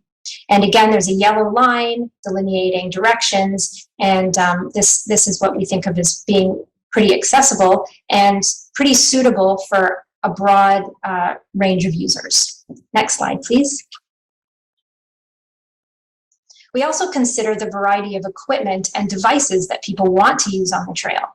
So this photo shows a woman, her name is Anya, and she's on her adult tricycle along the Banff Legacy Trail, which is located between Banff and Canmore. So we're always trying to think of all the different equipment that people might want to bring onto the trail. Next slide. And of course, there's so many different activities that people want to participate in. This photo shows an accessible boat launch. It's located on Lake Superior Water Trail, which is up north in Northern Ontario. This particular accessible dock is in Sault Ste. Marie. And in the background, on the dock, there's a sign, and that sign describes how to use the accessible boat launch, and under the sign, there's the accessible boat launch itself. Next slide. And lastly, we think about the adventure-seeking folks that are out there. So this shows a woman on an adaptive mountain bike. She's on single track, really narrow trail surrounded by rock on a slope, and it's an adaptive mountain bike trail. And so we are always asking ourselves, how do we ensure that the Transcanada Trail is available to the huge range of people and needs and desires that are out there, and at the same time each section being as accessible as possible to everyone. And of course, each section of trail falls under a different bylaws, different provincial requirements, and so it's a juggling act. Next slide, please. So at Transcanada Trail, we have a large number of accessibility-related projects, so I thought I would just share a glimpse of them. Here's a photo of an accessible overland boardwalk that was built last year by Garden River First Nation. So they had a trail, but it was quite a wet area and quite swampy, not very accessible. So they created this boardwalk to improve accessibility. Next slide, please. One example of our work is in All Persons Trails. So these are trails that are accessible to pretty much everyone. I first learned this term while visiting Massachusetts. I was there touring accessible trails, and I would love to see these types of trails in Canada. They typically have hard-packed surfaces. They have accessible signage and wayfinding. They have accessible amenities and other accessible elements as well. So other accessible features might include guide ropes, audio tours, tactile elements, sensory gardens, physical maps, raised lettering maps. One example that I saw while I was down there, some of their features are quite analog, I guess, which makes them even more accessible to many people. And one of the trails, there was a stop, and there was an interpretive sign about a native tree species, and the sign was totally accessible. It also included Braille. It was also a stop along the audio tour. There was a bead along the guide rope that notified it was a stop. And then there was also something that identified that there was a second rope. And if you followed the second rope, it went to that tree species that you could then feel. So lots of different elements there. So we've been involved, we've been encouraging groups to consider creating all persons trails, and we've had 2. One is completed and it's located in Saskatchewan, and the other is just under construction now, and that's located in BC's interior. Next slide, please. So although we always encourage trail groups to look at the entire trail when thinking about accessibility, we also provide support to groups who are implementing a single accessible trail feature. So this might include an accessible boardwalk or bridge or washroom. So in this photo here, we can see a accessible washroom under construction, and this is located in Bicycle, Alberta, where it's a more agricultural environment, and so they chose to make their accessible washroom a bright red grain elevator. We're also involved with installation of blind square technology along sections of the Transcanada Trail, and in the photo you can see an example of one of those beacons. Next slide, please. I just want to take a couple of minutes and talk about the National Trail Accessibility Survey that we undertook this spring. Next slide, please. So Transcanada Trail launched this survey around accessible trails, and we did it in partnership with Access Now. And I just thought I'd share a few findings with you. I'm totally avoiding statistics, but some of the findings are really interesting, so I'll just give you a glimpse into them. The purpose of the survey was to learn about how the disability community accesses trail opportunities and the tools that are needed to do so safely. These results will help us and other trail managers and other people who work in the trail sector in general to understand better how to develop these trails, construct these trails, but also how to manage the trails once they're constructed. Although it was intended to be a national survey, and we definitely distributed it nationally, it was, we ended up receiving 360 responses, which was more than we had anticipated, and they came in from 20 different countries around the world, and really it was around the world. I couldn't believe it. I'll just share a couple of the results. Next slide, please. One of the questions we asked on the survey was, how often do you use recreational trails? And most said monthly or weekly, and very few said daily and never. Next slide, please. Another question we asked was, why do you use trails? And most said that it was to spend time in nature, and a very large number also said physical or mental health. Next slide, please. We asked, how long are most of your trail outings? And almost everybody said between 1 and 3 hours, or between 30 minutes and 1 hour. But very few said under 30 minutes, and very, very few said over 3 hours or multi-day excursions. Next slide, please. Another question was, what is your preferred format for trail classification? And over half preferred to have the detailed information about the trail. And this is so interesting for us because people really want that specific information, the trail width, the trail surface, the distance, rather than the accessible designations or certifications. And also instead of a rating scale, like, for example, beginner, intermediate, advanced. So this was another piece of really interesting information. Next slide, please. We also asked, if you don't use trails, why not? And over half said they don't know which trails are accessible. Another really interesting piece of information. Next slide, please. And this last slide says, if you had easy access to information on accessible trails, would you use trails more often? And well over half said yes. And this is particularly interesting because it suggests that the gap is partly about constructing accessible trails, although this is becoming more and more common, especially in urban areas. But it's also about accessing the information about accessible trails. So partly about finding out where those are to begin with, and also understanding what to expect before getting out onto a trail. Next slide, please.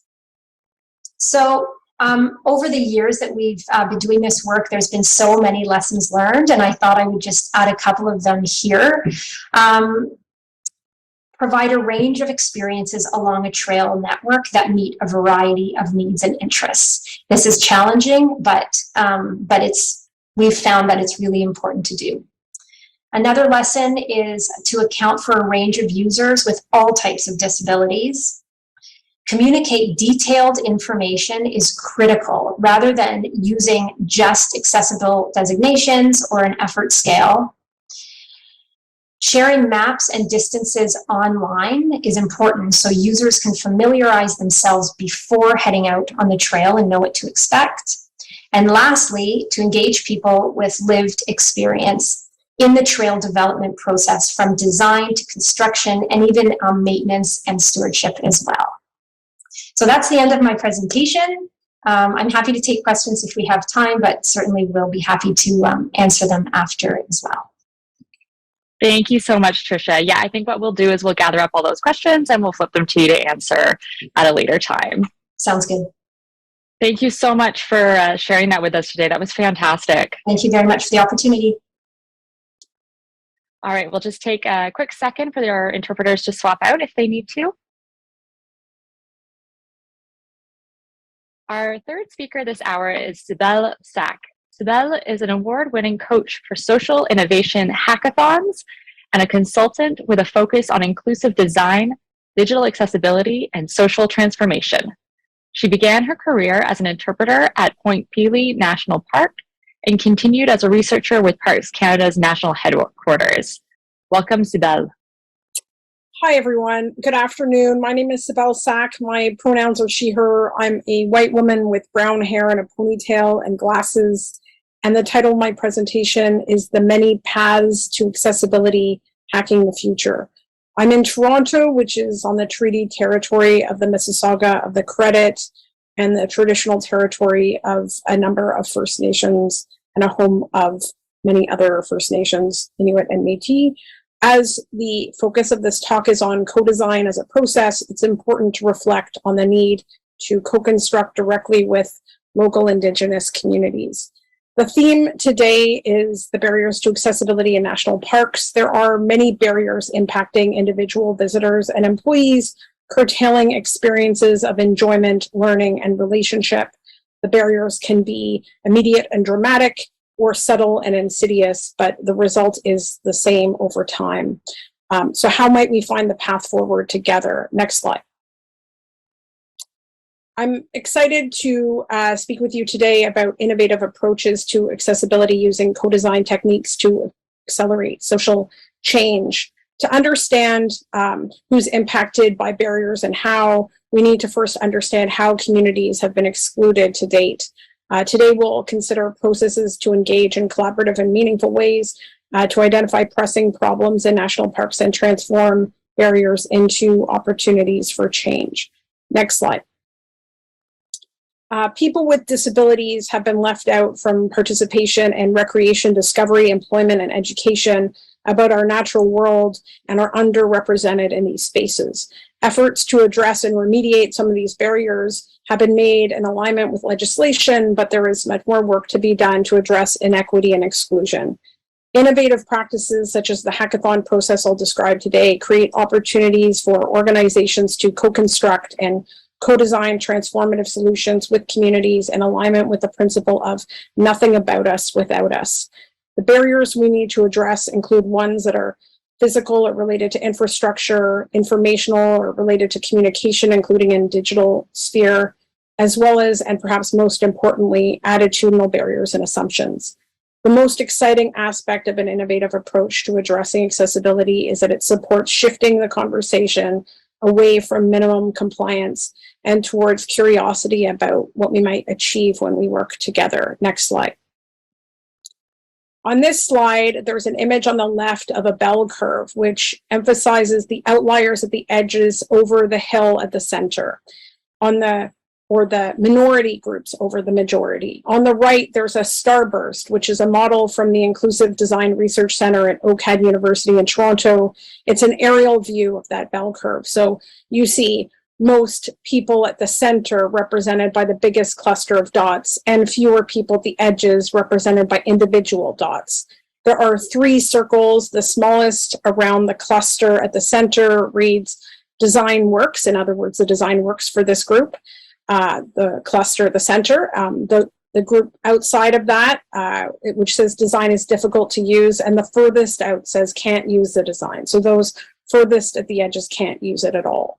These 2 diagrams illustrate how we need to, as we consider and solve for all problems from the start, to challenge ourselves to think about who we are leaving out, who's at the edges, who can't use the design at all. It's also important not to neglect those for whom the design is difficult, which is often those with less visibly presenting disabilities. And over time, the friction of difficult to use becomes too overwhelming to continue. Doing this work means thinking about diverse and multiple disabilities, intersectionality, conflicting needs, and historic trauma. Next slide. The universal design, or considering the needs of those at the edges when creating designs to support everyone. So these are ramps, curb cuts, elevators, accessible washrooms. We've been talking about this for about 50 years. The U.S. Park Service has been engaging on how to implement universal design in national parks for about 30 years at least. Universal design and the need to accommodate people with disabilities emerged from prolonged advocacy by disability movements and is implemented in key legislation, as we know most recently with the new Federal Accessible Canada Act. Universal design provides frameworks to address barriers in alignment with the social model of disability, but it has limitations when adapting to individual needs. Inclusive design supports more personalized or customized solutions and better understands patterns of need of diverse communities. And design justice even then calls us further into action to consider how the barriers are forms of social injustice and systemic discrimination. So for instance, if you consider a sign in a park, the universal design looks at the sign itself and whether the surfaces are tactile, the sizes of the fonts, etc. Inclusive design would be like an implementation of a QR code with personalized access. And then design justice would look at, is this actually supporting people with disabilities to better gain access to these, to participation in parks from which they've been excluded. Next slide. So hackathons are a collaborative team-based event to move from problem to solution at an accelerated pace. The teams start with a needs-based problems and are facilitated through a process of understanding the problem, framing it, generating and selecting solutions, and developing a presentation to explain the difference their solution makes. They're one of the most commonly used processes in social innovation environments to engage with the public to generate new ideas and approaches and address priority needs. They are certainly not the only tool and activity that can be used for co-construction and co-design. So this is only an example that we're talking about today. In fact, hackathons can present barriers for people with disabilities, such as time limitations. So it's very important that during planning stages, you create a process that is meaningful and inclusive and you mitigate some of those concerns. Hackathons lead to often prizes at the end, but the best prize really is implementing ideas that emerge from the event. Next slide. So most hackathons use what's called a double diamond approach. So on this slide, there are 2 diamonds, the one on the left in blue and the one on the right in yellow. And these represent 4 stages. So the opening of the diamond, the first diamond, the closing of the first diamond, the opening of the second, and the closing of the second. So I've called these 1A, 1B, 2A, and 2B. And so the first, the opening of the first one is about researching the problem, and then the second, the closing of the first diamond is to define or focus the problem, and then the second diamond starts with developing potential solutions and closes the second diamond on delivering a specific solution. And so the reason why it's divided into these 4 stages is because it's very important to separate divergent thinking from convergent thinking, or to think about it as first, when you're brainstorming, to be really creative and open to really stretch the imagination about what might be possible. and then use the convergent thinking or more critical thinking to evaluate those options, and not to try to evaluate while you're developing ideas. And of course, if you're limited for time, you can just pick a piece of this to work on. These events are best when they welcome everyone into an environment that supports participants with values of respect, inclusion, and belonging, and brings many stakeholders together with many types of knowledge. Next slide. So after the double diamonds design process, so you're looking at the problem and then the solution, hackathons also then provide time to look at building the solution and pitching it. And so it's a facilitated process to move from problem to solution to building and pitching as a process to facilitate social change.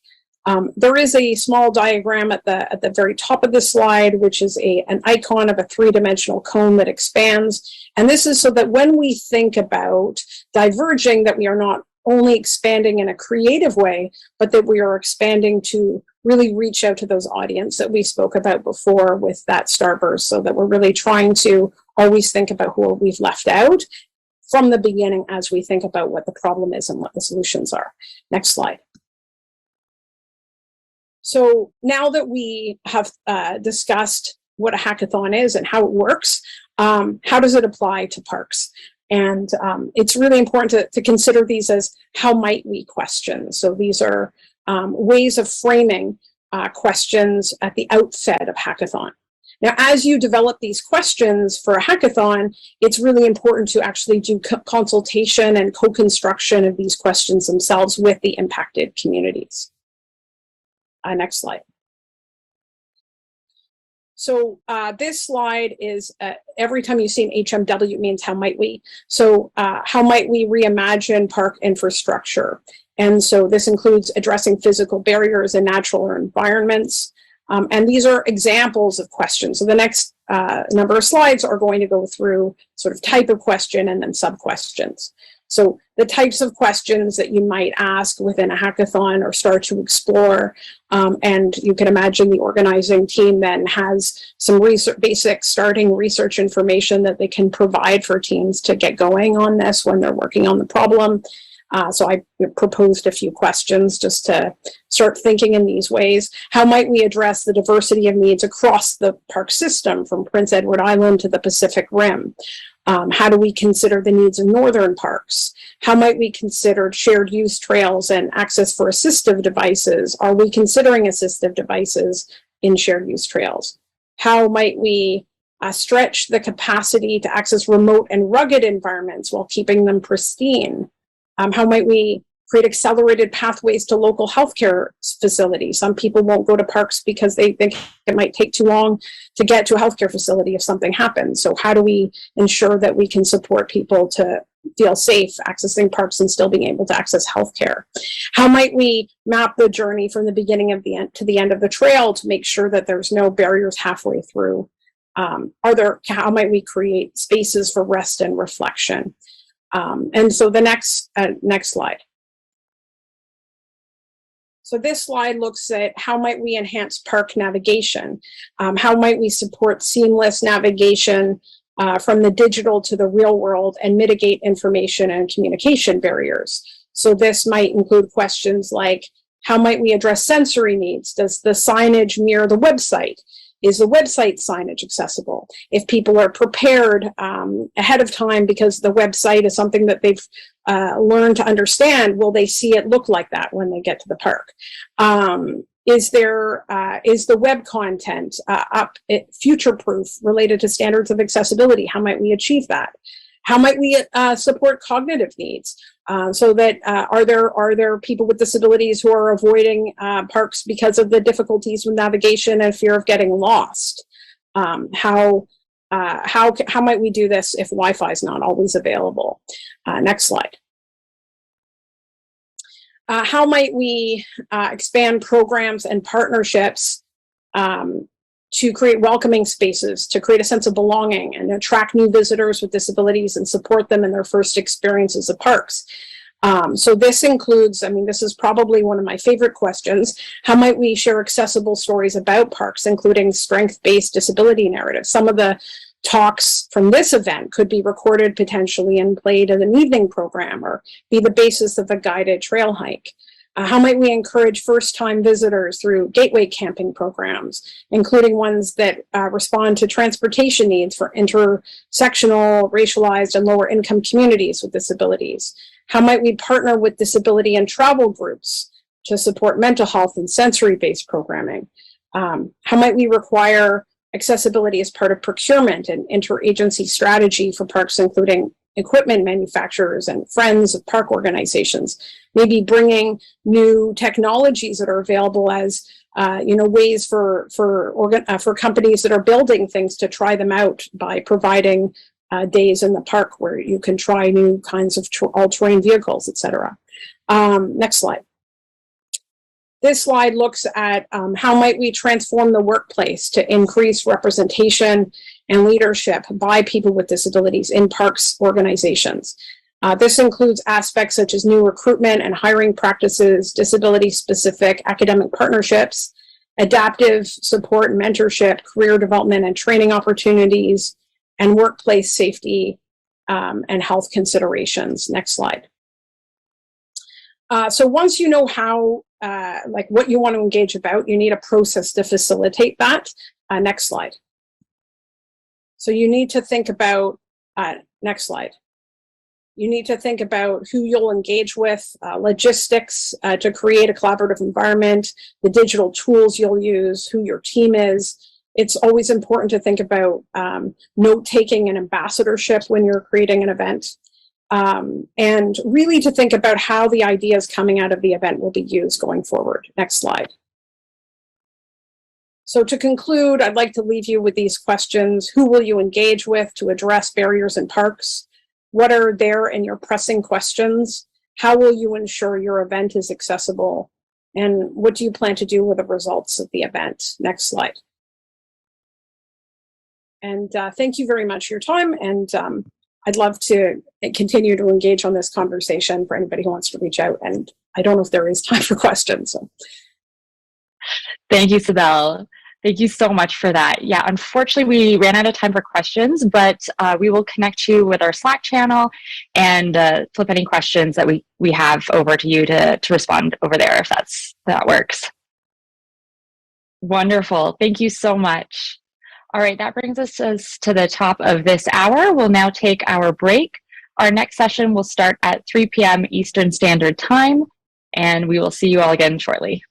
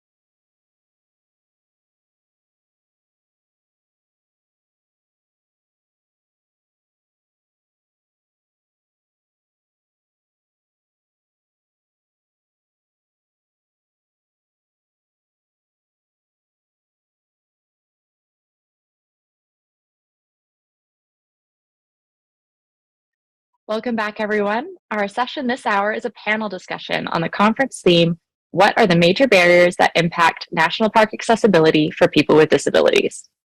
On our panel today, we have Cedra Eichenauer, Ashley Olson, Kristen Habermill, and Denise Vasquez. Cedra is the Executive Assistant and Accessibility Specialist at Inclusive by Design and has completed training with Access Now, the Rick Hansen Foundation, and has a Level 3 certification in Universal Design from Access BC. Ashley started wheelchairtraveling.com in 2006 with a mission of making access to the outdoors possible through research, education, and advocacy. Kristen is the principal of Atlantic Accessibility and lead instructor in the East Coast for the Rick Hansen Foundation Accessibility Certification Program. And Denise is a published photographer, artist, and author. She is also the founder of the Disabled Photographer Project and How Accessible is Accessible series. So I'll just go through and have everyone introduce themselves for the audience. Cedra, if you want to go first. Hi, my pronouns are she, her, and I'm joining you from the traditional unceded territory of the Interior Salish and Ktunaxa First Nation here in southern British Columbia. I'm a pink person who's tanned from sun exposure. I have dark brown hair pulled back into a braid, slightly crooked front teeth, and glasses, and I'm wearing a dark blue t-shirt. Thank you. And Ashley? Hello, my name is Ashley Olson, and again, I'm with wheelchairtraveling.com. My pronouns are she, her. I am a Caucasian female. I am wearing a long sleeve black t-shirt. I also wear glasses, and I have my hair in a bun with a little bit of hair coming off my face. Thank you. And Denise? Hello, my name is Denise Vasquez. I am a Puerto Rican published photographer, artist, author, and also the founder of the Disabled Photographer Project, coming to you from Yucca Valley, California. I'm wearing a bright orange hat that looks like a cowboy hat, floral, colorful shirt, glasses, and I have dark brown hair and dark brown eyes. I go by she, her, we, they, and I'm so excited to be here today. Thank you. And Kristen? Hi, my name is Kristen Habermill. I apologize to everybody. I'm recovering from an awful cold, but do my best to keep my voice up. I am a white, middle-aged woman, blue eyes, a blue shirt. I go by the pronouns she, her, and I have the privilege of living and assessing all over the beautiful Atlantic coast of Canada. And I call Nova Scotia my home. Thanks for having me here. Thank you. All right, so let's get to it. One of the barriers that seems to be coming up again and again in our research is the lack of information. Thank you. We have heard from stakeholders and even speakers in this conference that a big challenge they face is they can't find the information they need in order to feel confident visiting a park, or they are not sure if the park will be accessible to them. So this question is twofold. Is this a barrier that you have come across personally or know people personally affected by this? And what are your thoughts around this as a potential universal barrier, one that impacts people with all disabilities? Cedra, I know this is a topic of particular interest to you, so let's have you start off the conversation. So I guess there are a bunch of different aspects to this, but one of them is safety, and not just physical safety, but social safety. And accessible bathroom facilities are really key to that. If you can't use the bathroom, it's probably not safe to go. And that's not solely confined to folks with disabilities. It's also a gender safety issue. But there's also the matter of, can I actually enjoy the experience? Can I get to what I want to see? Does the park offer what I'm interested in? As you mentioned, some people want or need a fully universally designed trail. Some people want to challenge themselves and go places that maybe nobody thought about accessibility and designing them, and that's part of the joy of it. But those key facilities like bathrooms or resting areas are really, really important. And if you don't have that information before you go, you're far less likely to go in the first place. Mm-hmm. Absolutely. Denise, I know that your project, How Accessible is Accessible, also touches on this. So let's hear from you. So I was in a wheelchair for 3 years, and I've also used a rolling walker, walking sticks, and now I'm able to walk a little bit more. And one of the reasons why I started the How Accessible series is because of lack of information. I would travel and spend a lot of money to go to visit a lot of parks, and affordability. I know you're going to talk about that later, but a big issue that I found is that when you travel to a park and they say that they're accessible and they're not, there's a lot of issues with that as far as cost, travel, time, a lot of things. So I can go on and on for a long time, but I just wanted to touch on those issues.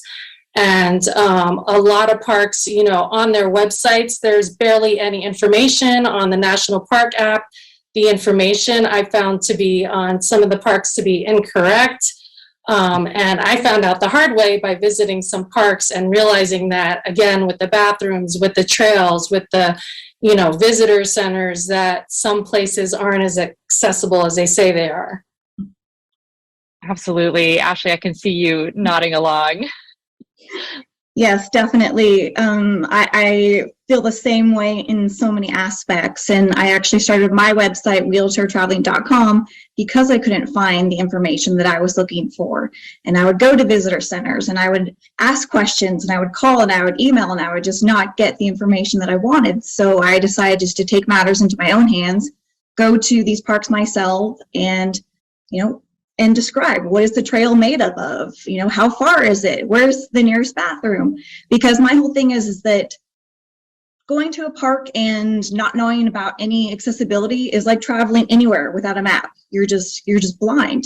You're wandering around. So people, of course, yeah, they need to know, you know, where the accessible bathrooms are and where the accessible trails are. They may not be located right next to each other. So being able to plan that will save just loads and loads of time and energy getting in and out of the car, you know, just to find out that, oh, this bathroom isn't accessible or this particular area is not going to work.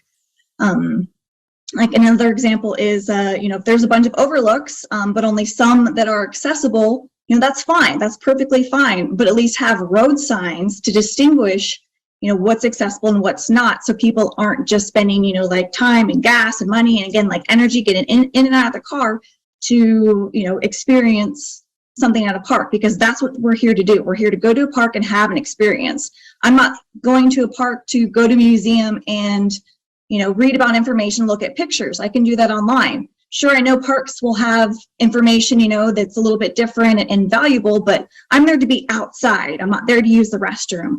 These things are basic features that I need, but people want an experience, and we need to be able to know how to get around and to make that happen. Absolutely. Thank you for that.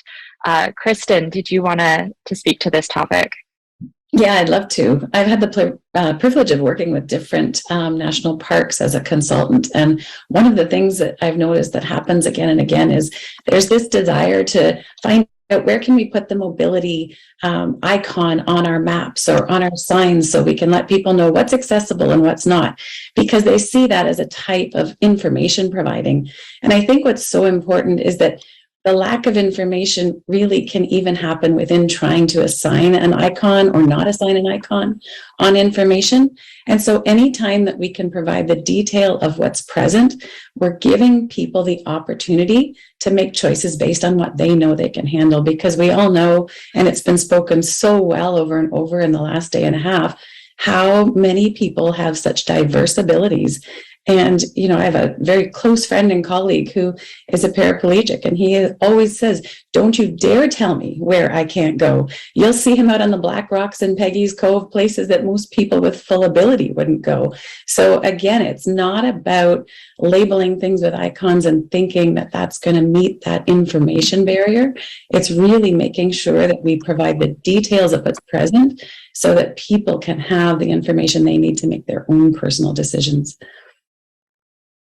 Well, absolutely. Ashley, I can see you've got something else to add here. Yeah, just to add to that, 100% agree. And I didn't actually mention earlier that I am actually a paraplegic. I've been paralyzed for over 20 years. And I go on all sorts of different trails. It just depends on what the trail makeup is, if I'm in my manual chair, if I'm in my power chair, how much strength I have, how much energy I have, you know, at that given point of the day. But yeah, I don't want anybody to tell me what I can and cannot do. I just want to know, okay, how wide is the trail? What is the makeup of the trail? You know, is there any, you know, cross slopes or, you know, big caution barriers that I should look out for? Just give me the information that I need to know about the trail and I can make my own decisions. Absolutely. Absolutely. Denise, did you have anything you wanted to add? I think everything's been covered in this, and I know time's flying, so I'm good with that. I'm just nodding because I agree with what everybody just said. There's so many issues as far as, again, you know, accessibility and how much information is out there, what we're being informed, and, you know, the line of what is considered ADA accessible to a lot of parks. When they say it's ADA accessible, it really isn't. But I think Ashley touched on a lot of good points as far as just give us the information so that we can determine on how we're feeling that day too is a big issue. Sometimes I have flare-ups. I might need to use a wheelchair one day and I might use walking sticks another day. So if the information is there, I can determine how I'm feeling and what trail I'm going to do on that day, what's accessible for me to do photography. And yeah, I'll just leave it at that. Yeah, wonderful. Thank you, guys. My next question is around different types of barriers. Like, I think a lot of people who are not familiar with accessibility challenges often think of barriers as purely physical. You know, a set of stairs, a lack of accessible washrooms, a lack of Braille text. But another class of barriers are social barriers. Lack of representation in outdoor recreational community, lack of staff training to understand the needs of disabled visitors at the parks, and attitudes of ableism, either from visitors or staff. So how impactful are these less visible barriers in limiting your comfort in visiting parks? Denise, let's have you start off this discussion. Well, I personally had an experience at a state park in Las Vegas where I asked the ranger at the booth, you know, about accessible trails and about accessible areas in the park. And I was very insulted because he gave me an attitude from the start, told me that the park would never be accessible and that it's not going to be a place for disabled people to come. And so I ventured into the park anyway, paid my $10 because I wanted to see for myself. I wanted to explore. I wanted to be outdoors. And I was shocked to find that there were accessible picnic areas, that places where wheelchairs can go and sit and have a picnic, but the restrooms weren't accessible. And some of the trails were doable. I wouldn't say they were ADA compliant, but I felt that I don't know if it was the staff not being trained or if this person had, I don't know, prejudice against disabled people. But I felt like there was definitely a need for all of the parks to have training because when, you know, even working in customer service my whole life, we go through a training series of at least 2 weeks on how to deal with customers, how to deal with people. You know, what every job is different, but customer service is like basic training that every job that I've ever had in my life, you know, that you learn how to approach people, how to welcome people, how to deal with people. And I feel like it's a big issue that a lot of parks don't train their staff on, number one, how to deal with people in general, but number two, how to handle a question like that where somebody asks, you know, if there are accessible trails. Even if there isn't, you can say, well, you know, here's what we do have, here's where you can explore, here's, you know, things like that. Yeah, absolutely. And I'm so sorry that you had that experience. I mean, we know that they do happen. I wrote a blog about it. If anybody's interested, go to my blog on my website and read about my experience at the Valley of Fire. Thank you. Ashley, let's hear from you next. So definitely have had all sorts of experiences at visitor centers, talking to rangers and whatnot. 99.9% of the time, I get some kind of reaction of fear in different ways. People just don't know how to respond. They're trying to figure me out, what I might be capable of. They don't want to get themselves in trouble or the park in trouble. So they just backpedal. There's a lot of backpedaling, unless there's something that's super, super obvious. Then it's very clear. But everything else, all the other little details, or if a park isn't clear, it's very, very, very unknown. I've also experienced things where going to a park with somebody else, where they're an able-bodied person, and if we both go, I actually go to the desk and I'm one asking the questions, but yet then the person directs the answers just only to the able-bodied person, as if I don't really exist. That's definitely has occurred. I like to suggest that if somebody is, tall behind a desk, I have actually really enjoyed situations where a ranger has actually come around the desk and, okay, I'm going to get in front of you, get a little close to you, not have this barrier in front of us, and maybe even get down to your level, or if I'm going to find a seat somewhere so we can just, talk one-on-one and really hash this out and kind of figure out what's going to be best and, what might be possible. I love that. Enthusiasm to figure out what's going to make what's going to make it possible, what's going to work. Fearing is just awkward. There's nothing to fear. And nobody's expecting you to fully understand what it's like to be paralyzed, for example, or to have MS, or to have anything else. Nobody is expecting you, but we're just looking to get some, again, basic information about the possibilities of what a trail is, and again, allow us to decide. I also would like to say you can be compassionate. There's not enough compassion in the world, but any kind of pity, oh my goodness, just throw that out the window. We're here at a park, we're here to play and enjoy ourselves, there's no need to, oh, I'm sorry that you're in a wheelchair. Oh, I'm sorry you're disabled. There's none of that is needed. Along with that, never make assumptions, again, on what a person can and cannot do, just something very clear that we've definitely talked about before. Something that's really good is, again, not to assume, but ask, may I help you? Don't assume oh, can I help you? Let me just, do this and this for you, but just ask them, would you like some help? May I help you? That goes along for any human being.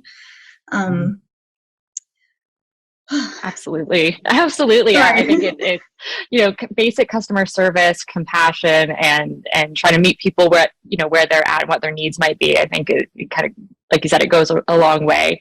Cedra, let's hear from you. Just a quick follow-up on what Ashley has said. I do not have the perspective of someone with a disability in this context, but I do have a lot of experience in visitor services. And the second half of what Ashley was saying, ask those questions, listen to the answers. If somebody says, no, I'm good, or please write it down, or can you say that again, or please speak up, or can you tell my daughter so she can help me remember, hear those answers and respond to what the needs are when they're stated. Absolutely. Ashley, did you want to add? I just had one more thing that it's kind of related, but in more of a general way. Show more people in wheelchairs with disabilities at your park, in brochures, on signs, in commercials, and not just the section about disability stuff, but just in general, at the park, enjoying the park like everybody else, a whole inclusive picture. Absolutely. That representation piece is so important. It's such a sort of non-verbal and almost implicit cue of that people with disabilities are welcome here and can, will enjoy their time here and stuff. Kristen, did you have anything to add from your, professional experience? Yeah, I think one thing I just actually encountered this winter, I was doing an assessment of a national park here. And what was interesting, we always take time to interview different staff in different roles and ask them what it's like for them. How do they feel they've been trained and equipped for the roles that they are responsible for, how long they've been at the park. And what I found was unanimous in these interviews was we need more training. We want more training. One of the individuals I spoke with, she'd been there for almost 30 years, loved her job, loved every encounter with every visitor to the park. But she said, I'm not properly equipped. I'm nervous to approach people with a disability because no one's told me how to do it properly. And so that was such, obviously creating attitudinal barriers, but in the other sense, it's actually a really exciting discovery because it's such an easy fix. It's so effortless to offer, introductions and disability awareness training that we so love doing for our clients because it gets everybody on the same page and just gives people that confidence to know how to approach somebody, just like you were giving examples, Cedra, of, listening and waiting for what they need. And Ashley, the way you've talked about, your experiences, don't give me pity, just tell me to have a great time at your park because I'm so excited to be here. So it really is important to recognize, I think, our role as if we're employers of these staff of providing proper training in order that we can help break down those attitudinal barriers. Absolutely. Denise, why don't we hear I from you? just wanted to add one more thing. When we talk about disability, also as far as training goes, to be aware that not all disabilities are visible, because I have CRPS, which is chronic regional pain syndrome. And sometimes I don't use tools to help me get around. So when I ask questions about, accessibility, and people look at me like I'm strange because I'm not using a wheelchair, I'm not using my walking sticks, I'm not using my cane, I think that is an important discussion that needs to be had and incorporated into training when talking about accessibility. Absolutely. Absolutely. Yeah. Ashley.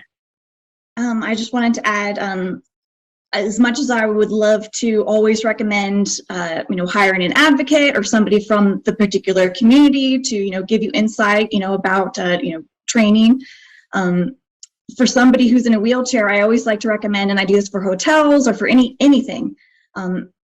At a lot of these buildings, especially government buildings, there's going to be a hospital-style wheelchair, available in case somebody has an emergency. Get the manager, get everybody, just go around in the wheelchair, see what it's like to, drink out of that drinking fountain, open the door, and get around and kind of get some kind of a feel for what it's like. Again, it's not going to be 100% perfect, but it's a start. Absolutely. Yeah. It's a really kind of something that people could just do immediately. Like they probably have those tools available and can just very easily and quickly get a sense of how inaccessible the location might be and what are some quick immediate fixes that they can implement. Exactly, like how steep a ramp is. And have push those buttons to push the door open, because when I was in a wheelchair, my biggest issue was opening doors. Yeah, absolutely. Cedra, did you have anything to add? Yeah, I would add take the wheelchair outside, cross the lawn, cross the parking lot, check out that sloped accessible parking space, and do a trust walk. Put on a blindfold and go around. Put in earplugs and go around. Even working in this space, it's really easy to just focus on the mobility, and there are so many other ways to interact with the world. Absolutely. Thank you, guys. Another challenge, another barrier that has come up from a few speakers in the conference is around accessible transportation to and within national and provincial parks or state parks in the US. And I think this is a rather complex barrier, really, because it involves an intersection of personal barriers, like perhaps personal finances or physical constraints around vehicle ownership, government barriers, a lack of public transit, a lack of adequate policy to support independent living for people with disabilities. And it also includes park barriers, a lack of inter-park transportation or park policies to support accessible movement within parks. So I'm curious to hear everyone's thoughts about how these barriers intersect and what perhaps can be done to improve transportation to and within parks. And I know the US, I've seen some US parks have implemented perhaps better solutions than we've seen here in Canada. So Ashley, I'd love to start with your thoughts on this topic. Yeah, I feel like this is almost the most challenging one so far. So one of the ideas that I have is to create a pickup program, which I thought would be very helpful to a lot of people. It wouldn't be, door-to-door pickup program, but there would be, you'd be utilizing some community space or, public area, like maybe a bus station or landmark of some kind that is easily, to get to and recognizable, and people could actually somehow get to that particular spot either through public transportation or at the very least, through paratransit, which we have here in the States. And then from there, they can actually get a ride to the park, and that could actually be arranged through the park on like a monthly basis, or it could be maybe just a couple times a year, or as interest grows, maybe it could be on a weekly basis. But there are vans that have been utilized that that can hold multiple wheelchairs and able-bodied passengers. They can be converted in all different kinds of ways in order to accommodate anybody, disabled or not, equipment or not. So I really feel like a pickup program, just out of the blue, which I haven't seen, could out of the, it's a shot in the dark. I don't think it's been done, but it's definitely an idea that I had. But in general, I definitely think that there needs to be better parking at parks in general, where they have not just, handicap parking, but I would love to see handicap parking, wheelchair accessible parking, and even family parking. Because, families who have strollers, even multiple kids, you're at a park, the kids are crazy and excited, and there's cars moving and going. I would love to see them also get a closer space that's safe. To me, I feel like that makes sense and is important in terms of accessibility for everybody. Yes, absolutely. And I think something I've seen as well is oftentimes the most accessible parks are usually the most popular, the closest to the city, the most family friendly, and there really isn't enough parking, either accessible, disabled spots or just parking in general as well. So that is a great point. Which again, the pickup program could also be a great way to utilize that as well, having less cars in the park, in the parking lot, and, of course, less pollution as well. Yeah, absolutely. It would solve quite a few problems. Denise, do you have any thoughts to add? Well, I love everything that Ashley said, and Sequoia National Park has the best parking areas that I've seen to date as far as accessible parking. They have accessible parking lots just for disabled people, and they have a lot of parking spots, because a lot of times I live near Joshua Tree, and there's one trail that's supposed to be ADA compliant, and there's like one parking spot there. So it is a big issue. But I also noticed that certain parks do have shuttles that they pick up from hotels. But I love Ashley's idea that maybe, people can meet in one location, whether it's a community center, and get picked up and brought to the park. I have friends who have cerebral palsy who have never been to a national park in their lives. And I wish I can, I just started driving recently again. So I wish I can go and pick them up and bring them, you know what I mean? But I don't have enough room in our vehicle that I'm using right now.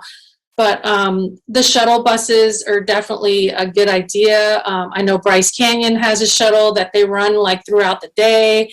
I know that the busier parks are doing more shuttle buses more and more. Joshua Tree does have a shuttle bus that they run in season.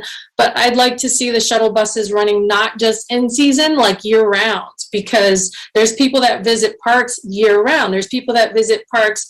I like to go to the parks during the week. I don't want to go near on the weekends when there's big crowds, because, I don't want to have to worry about rushing along a trail. I don't want to have to worry about being knocked over. I don't want to have to worry about, somebody getting in my shot if I decide to take photos, because right now the most accessible places for me to take photos in a park is in a parking lot. So again, the issue with the cars going in and out, for families, for disabled people, and for photographers, disabled photographers like me, my biggest challenge is finding places where I can set up where it's safe, where I won't get hit by a car, where I won't get knocked over, where I won't fall.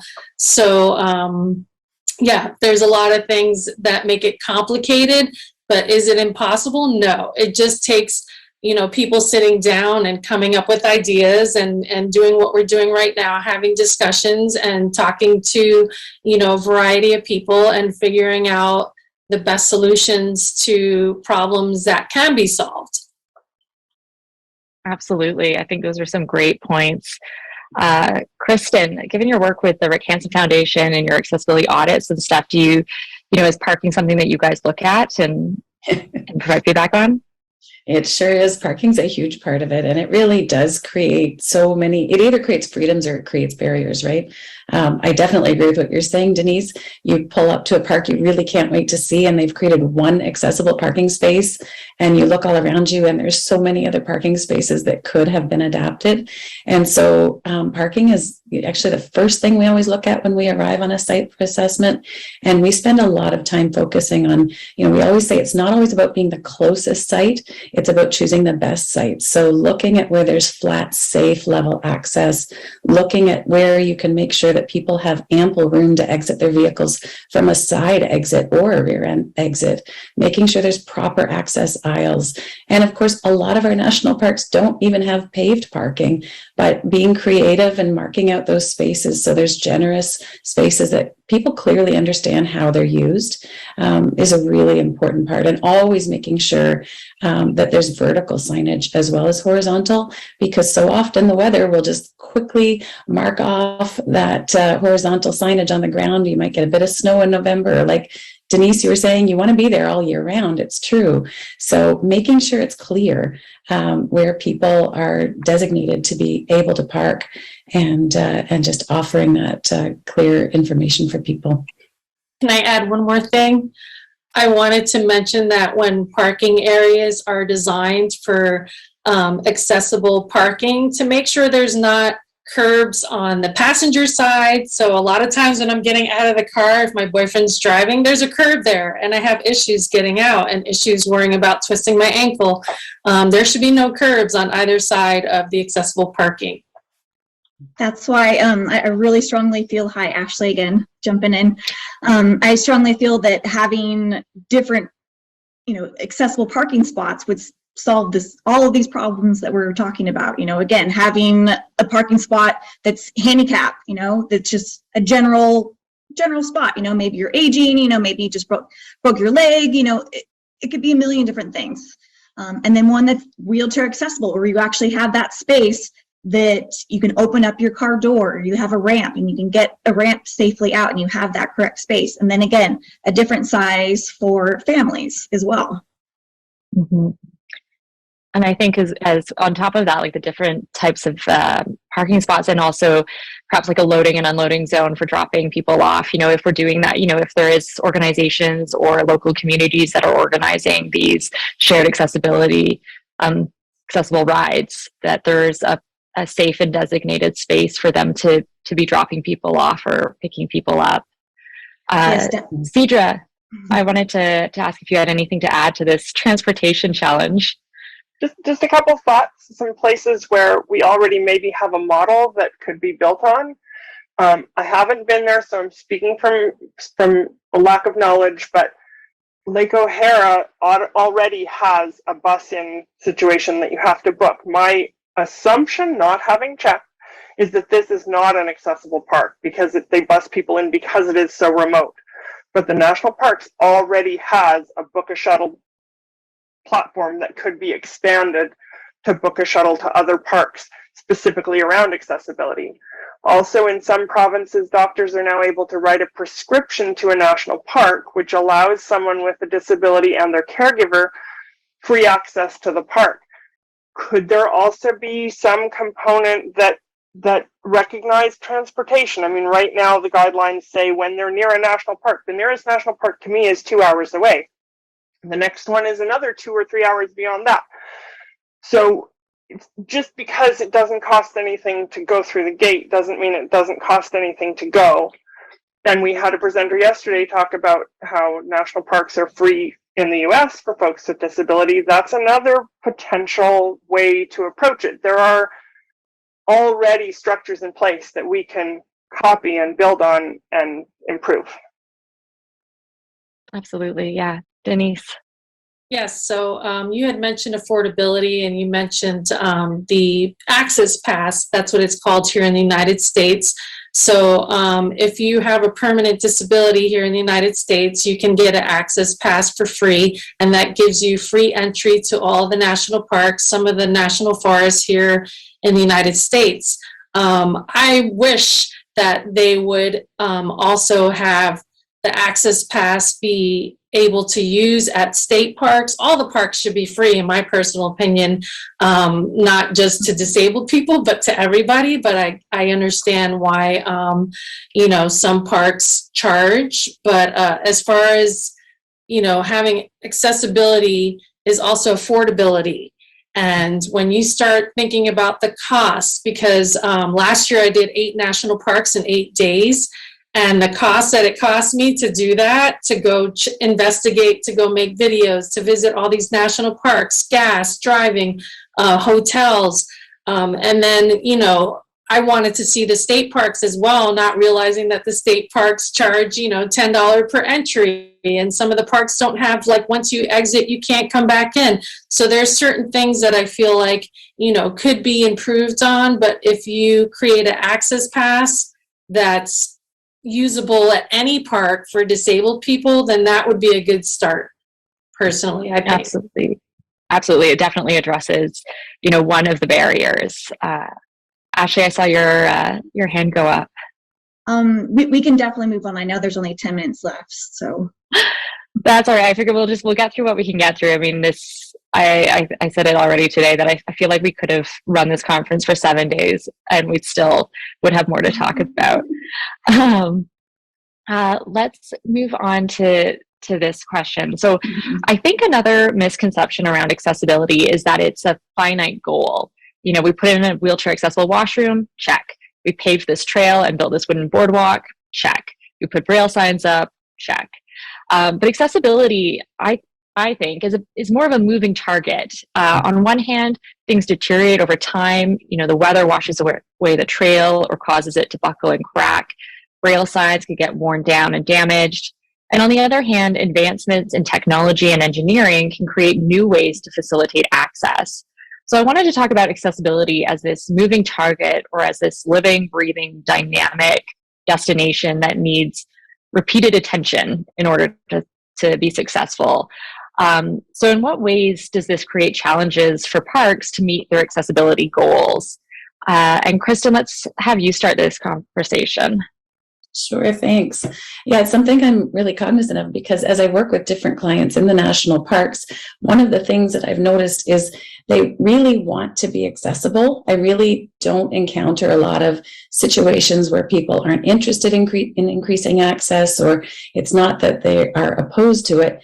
It's usually that lack of knowledge that we've all been talking about, the lack of understanding of what's required to truly provide meaningful access.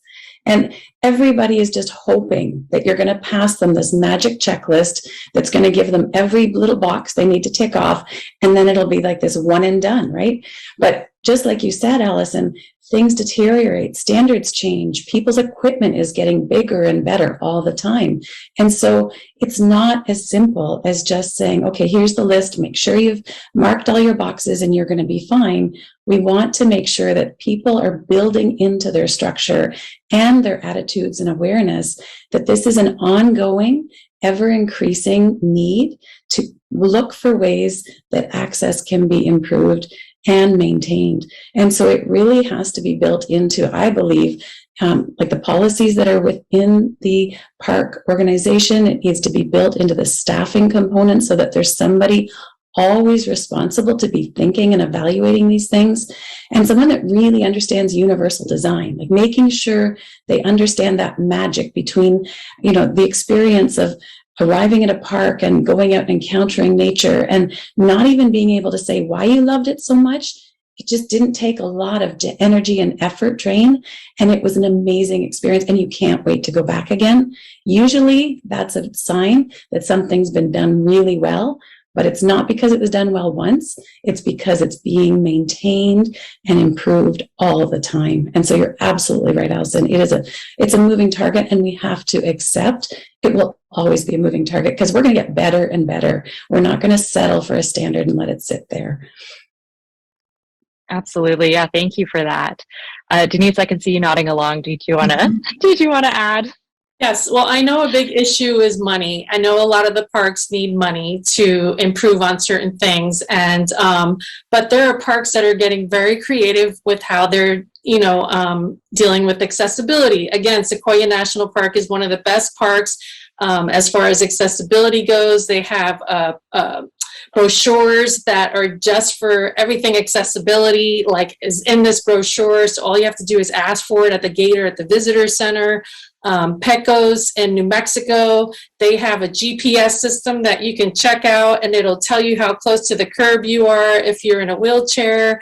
I know Cabrillo National Monument has a talking pen that works with the interactive media. So there are parks that are getting very creative and using what they have to make things more welcoming to disabled people and to make things more accessible to everybody. Yeah, absolutely. Ashley. Again, I think it's important to keep in mind that people are coming to the park for an experience, to experience nature. So just allow us to do that. Whether it's Shenandoah National Park, where the majority of the park is overlooks, okay. Let us know which ones are accessible. It's not going to be perfect, for absolutely everybody. That's just not going to happen. But again, if you just focus on the experience, that's going to be so very important. And I feel like when you create some access, in particular, like when you create an accessible trail, like a boardwalk or even a hard crushed rock walkway, this means that everybody's actually going to stay on the pathway, or they're more likely to stay on this pathway, not meander off into the wilderness, trampling on, plants and animals that, that are small, that can't really be seen, that are hiding in the leaves and brush. It really helps to build sustainability. It keeps everyone on that path when you create an accessible path, and it's an accessible path for everybody. It's a clear marker for any and everybody, whether you have a disability or not. And I feel like if you create a foundation, if you have, some basic information, you have a couple of overlooks, you have a couple of picnic tables and bathrooms and parking, start there, build from there, and more things will grow. And then people will be like, oh, well, I was able to do this, and, you should add this to your list. And, and the information will just keep growing. But yes, having that basic information is so important. And being open to, fixing these small barriers. I mean, there's been so many times where people have built a wooden platform, but at the very front of the wooden platform, because of erosion, there'll be like a 2-inch or 3-inch gap. And even in a power chair, that can be pretty difficult, especially if there's no side railings to really stay on that platform. And if it's a wet day and it's slippery, and let alone if I'm in a manual chair, that's going to be hard to go up. But instead of just having that just be a straight platform, you could actually have a wooden boardwalk ramp down to that. And so that would basically prevent, erosion from making this one beautiful platform inaccessible. Absolutely. Absolutely. And I think the maintenance or potential lack of maintenance, it also speaks to that information thing, right? Like if it says it's accessible and then you turn up, but that path has been eroded and now there's a 2-inch lip, it's so disappointing and so frustrating for people. So having that up-to-date information. Yes, and just to add to that, but even very simple basic features, like bathrooms. There's a lot of times where I've looked in the map, okay, this is an accessible bathroom. I get there, and again, there's a step that has been eroded where it's now like a 12 inches step for me to even get into this accessible bathroom. So all this money was spent to create this beautiful accessible bathroom that I can't get into. Mm-hmm. Mm-hmm. Yeah, absolutely. And those features too, lower those hooks in the bathroom, all those little tiny things, lower the hand washer so people can reach it, lower the soap, all these little things, definitely add up. Make us think again that we've been thought of. So using that wheelchair, going around in that park will definitely open up your eyes. Oh my goodness, I can't reach the soap when I go into the bathroom, and we'll definitely promote accessibility throughout. Absolutely. No, those are some fantastic points. Cedra, did you have anything that you wanted to add to this conversation? Yeah, just to reiterate that understanding why is a really key point. And our organization was actually the result of realizing that you can have all the consultants and experts you want, but if the people on the ground doing the actual work, and in our case construction, don't understand why, they're not going to be able to implement it properly. You can provide all the documents and consultation you want, but if the people with the hammers and screws in their hands don't get it, it's not likely to succeed. And that includes the people doing the maintenance. Like if the person that needs to check the trails, oh, there's a tree down, that's obvious, we'll clear the tree out of the way. Oh, but the step to the bathroom has eroded, or the approach to the boardwalk has eroded. They need to understand that too, and why, so they know how to prioritize, because no park's going to only have one maintenance issue. Everybody's going to have to be noticing all of it all at the time and triaging what's the most important thing to fix first. And that's true whether we're talking about disability or not. It's just way more important when it's about access to really key things like washrooms and parking. Absolutely. Absolutely. Guys, I wish we could have this conversation for like a whole other hour. This has been fantastic. We are going to have to wrap up now, but I want to thank each of you for joining us today and coming with your personal experiences, your expertise. It has been wonderful. Thank you guys so much. Thank you. All right, I think that concludes our speaker lineup today. I want to give a huge thank you to all of our speakers who shared their stories, their thoughts, their research with us today. We look forward to welcoming everyone back tomorrow at 12 p.m. Eastern Standard Time. Everyone has a great rest of their day.